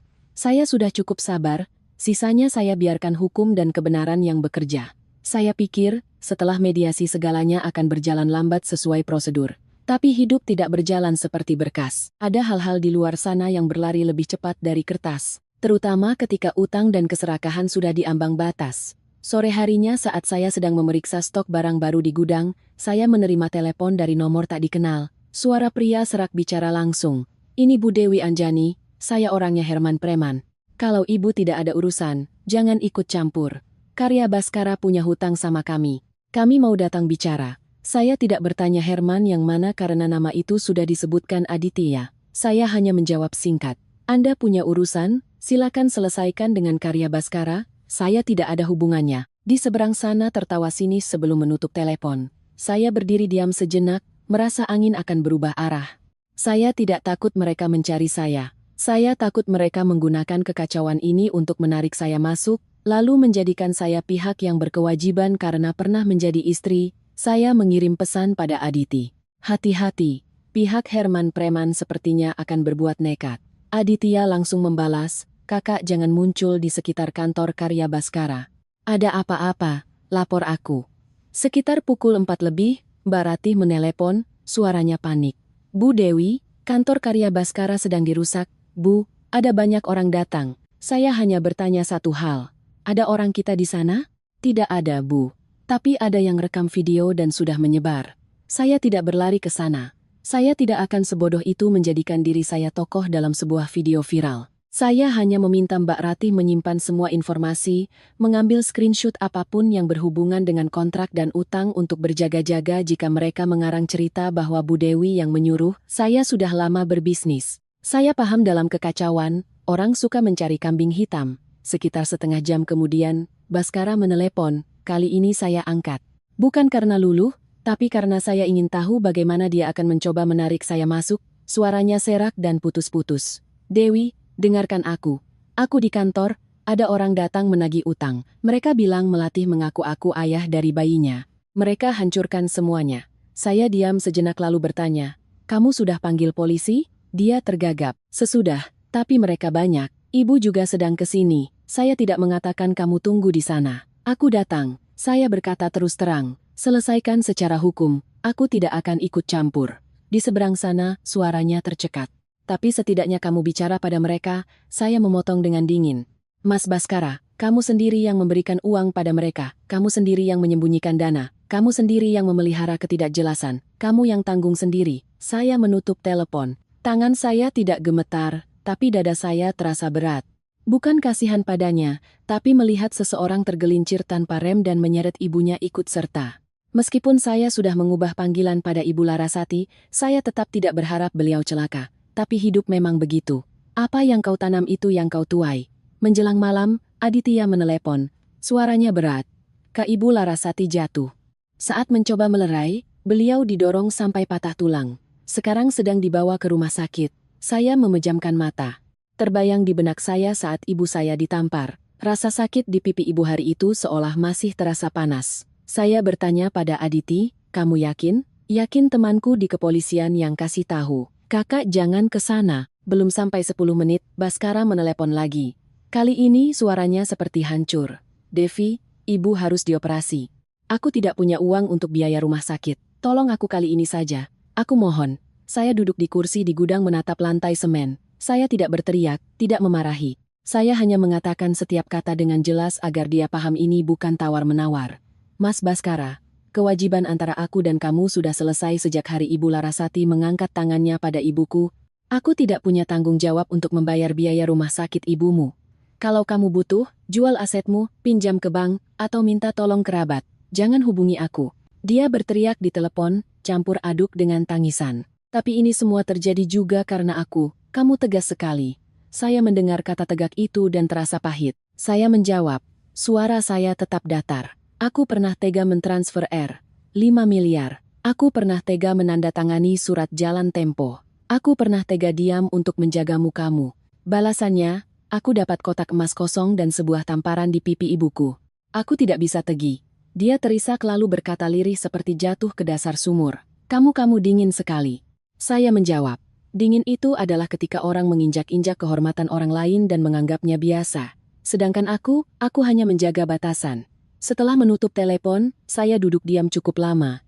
Akhirnya saya tetap meminta asisten saya membelikan sekeranjang buah sederhana, tidak berlebihan. Lalu saya menulis catatan singkat tanpa kata-kata pedas. Jodoh kita sudah habis, jangan ganggu lagi. Saya meminta seseorang mengirimkannya ke rumah sakit melalui jasa kurir. Bukan karena kasihan, tapi karena saya ingin mengakhiri segalanya sesuai gaya saya. Singkat, jelas, tidak berutang kata. Saya kira itu akhirnya. Tapi hidup menyajikan satu adegan lagi, seolah sebagai penutup. 2 hari kemudian, seorang kenalan mengirimkan saya video yang direkam di pasar dekat sebuah kontrakan. Di dalam video, Baskara berhadapan dengan Melati dan seorang pria bertato, persis seperti deskripsi Herman Preman. Melati tertawa, tawa yang pernah saya lihat di kantornya, tapi sekarang lebih sinis. Kamu pikir kamu direktur beneran? Hidupmu itu numpang sama istrimu, gayanya selangit. Baskara maju seolah ingin menerkam, tapi Herman menghalanginya, suaranya mengancam. Mana uangnya? Kalau tidak ada uang, diam. Jangan buang-buang waktu. Baskara mengayunkan tangan. Herman dan temannya mendorongnya hingga jatuh tersungkur. Orang-orang di sekitar berteriak. Ada yang melerai, ada yang merekam. Hasilnya mereka semua dibawa ke kantor polisi. Seorang direktur yang dulu necis, sekarang kotor di tengah keramaian. Tidak ada lagi yang bisa diandalkan selain amarah yang tak berdaya. Saya menonton video itu lalu mematikan ponsel. Saya tidak senang. Saya hanya melihat sebuah kebenaran yang dingin. Ketika seseorang menganggap orang lain sebagai tambang uang, pada akhirnya dia juga akan bertemu dengan orang yang menganggapnya sebagai tambang untuk digali. Saya berdiri melanjutkan memeriksa barang seperti biasa. Pekerjaan harus tetap berjalan, hidup harus terus maju, dan hal-hal yang sudah hancur, biarkan saja hancur total. Tidak ada yang bisa membangunnya kembali dengan belas kasihan. Pada hari sidang putusan, saya datang 15 menit lebih awal. Bukan karena tidak sabar, tapi karena saya ingin semuanya selesai dengan rapi tanpa emosi yang memimpin. Saya mengenakan kebaya sederhana berwarna netral. Tidak terlalu baru, tidak terlalu lama. Pakaian orang yang datang untuk menyelesaikan sebuah urusan penting, bukan untuk mempertontonkan penderitaan. Ayah saya ikut menemani. Di jalan, ayah tidak bertanya apakah saya takut. Ayah hanya berkata satu kalimat. Apapun hasilnya, kamu harus tetap berdiri tegak. Saya mengangguk. Ibu tidak ikut karena bekas tamparan itu masih membuatnya enggan tampil di depan umum. Ibu bilang, ibu di rumah berdoa untukku. Kalau kamu benar, Tuhan tidak akan diam. Ibu mengatakannya dengan lembut, tapi saya bisa mendengar ketegaran dan harga diri di dalamnya. Di ruang sidang, saya bertemu Baskara. Dia duduk di seberang, jauh lebih kurus. Kemejanya terlihat kebesaran. Ibu Larasati tidak lagi terlihat seperti nyonya besar. Beliau mengenakan pakaian gelap, wajahnya pucat, jalannya pelan karena baru selesai operasi. Beliau menatap saya sekilas. Tatapannya tidak lagi tajam, lebih seperti lelah. Saya tidak menyapanya bukan karena saya ingin memutuskan hubungan, tapi karena antara saya dan beliau tidak ada lagi status untuk disapa sebagai menantu atau mertua. Rasa hormat terkadang berarti tahu kapan harus berhenti. Ketika sidang dimulai, pengacara saya memaparkan dengan jelas dasar perceraian. Bukti-bukti bahwa pernikahan sudah tidak bisa diperbaiki. Dia menunjukkan dokumen-dokumen terkait tindakan Baskara yang menggunakan aset pribadi saya tanpa izin beserta transaksi dan daftar utang. Saya duduk mendengarkan tanpa gemetar karena semuanya adalah fakta. Fakta punya satu keunggulan, tidak perlu mengubah skenario tergantung pertanyaan. Baskara mencoba bicara, suaranya serak. Saya hanya sedang kesulitan bisnis. Saya tidak ada niat menipu istri saya. Saya mohon hakim memberi saya kesempatan. Dia tercekat, tapi isak tangis tidak bisa menggantikan bukti. Hakim bertanya dengan tegas, Emas Mahar adalah aset pribadi Ibu Dewi Anjani. Apakah saudara Baskara punya bukti terkait pembelian tanah? Baskara terdiam. Kali ini dia tidak lagi bilang besok, dia hanya menunduk. Hakim mencatat tidak adanya bukti yang bisa ditunjukkan. Selanjutnya, pengadilan memeriksa utang dan kewajiban dari bisnis Baskara. Pengacara saya menegaskan, klien kami tidak terlibat dalam manajemen karya Baskara, tidak menandatangani jaminan, tidak menjadi agunan, dan utang perusahaan tidak bisa dialihkan ke klien kami. Bukti-bukti terkait rekening bersama juga dijelaskan menunjukkan pengeluaran pribadi yang tidak wajar dan indikasi penyalahgunaan dana. Sidang berjalan tanpa teriakan, tanpa drama seperti di film, hanya ada pertanyaan, dokumen, dan angka. Tapi justru kedinginan proses inilah yang membuat segalanya menjadi sangat jelas. Orang takut pada pengadilan karena pengadilan tidak mendengar rayuan. Pengadilan hanya mendengar bukti. Akhirnya putusan dibacakan. 1. Gugatan cerai dikabulkan. 2. Menetapkan 60 gram emas dan aset-aset lain yang digunakan Baskara tanpa izin adalah kewajiban pribadinya. Saya tidak menanggungnya. 3. Utang-utang dari karya Baskara adalah tanggung jawab Baskara sendiri sesuai hukum, tidak bisa dialihkan pada saya. Saya mendengar itu semua, tidak menangis juga, tidak tertawa. Saya hanya merasa ringan seperti orang yang sudah memikul batu berbulan-bulan, sekarang meletakkannya. Saya melangkah keluar dari ruang sidang, melihat langit di atas gedung pengadilan. Ternyata langit masih biru meskipun hati saya pernah gelap. Ibu Larasati terduduk di kursi, bahunya terkulai. Baskara berdiri diam, matanya mengikuti saya, tapi tidak lagi memanggil. Mungkin, untuk pertama kalinya dia mengerti, ada hal-hal yang sekali hilang tidak bisa diminta kembali. Kehormatan seorang perempuan sekali diinjak-injak akan berubah menjadi tembok yang tidak akan pernah terbuka lagi.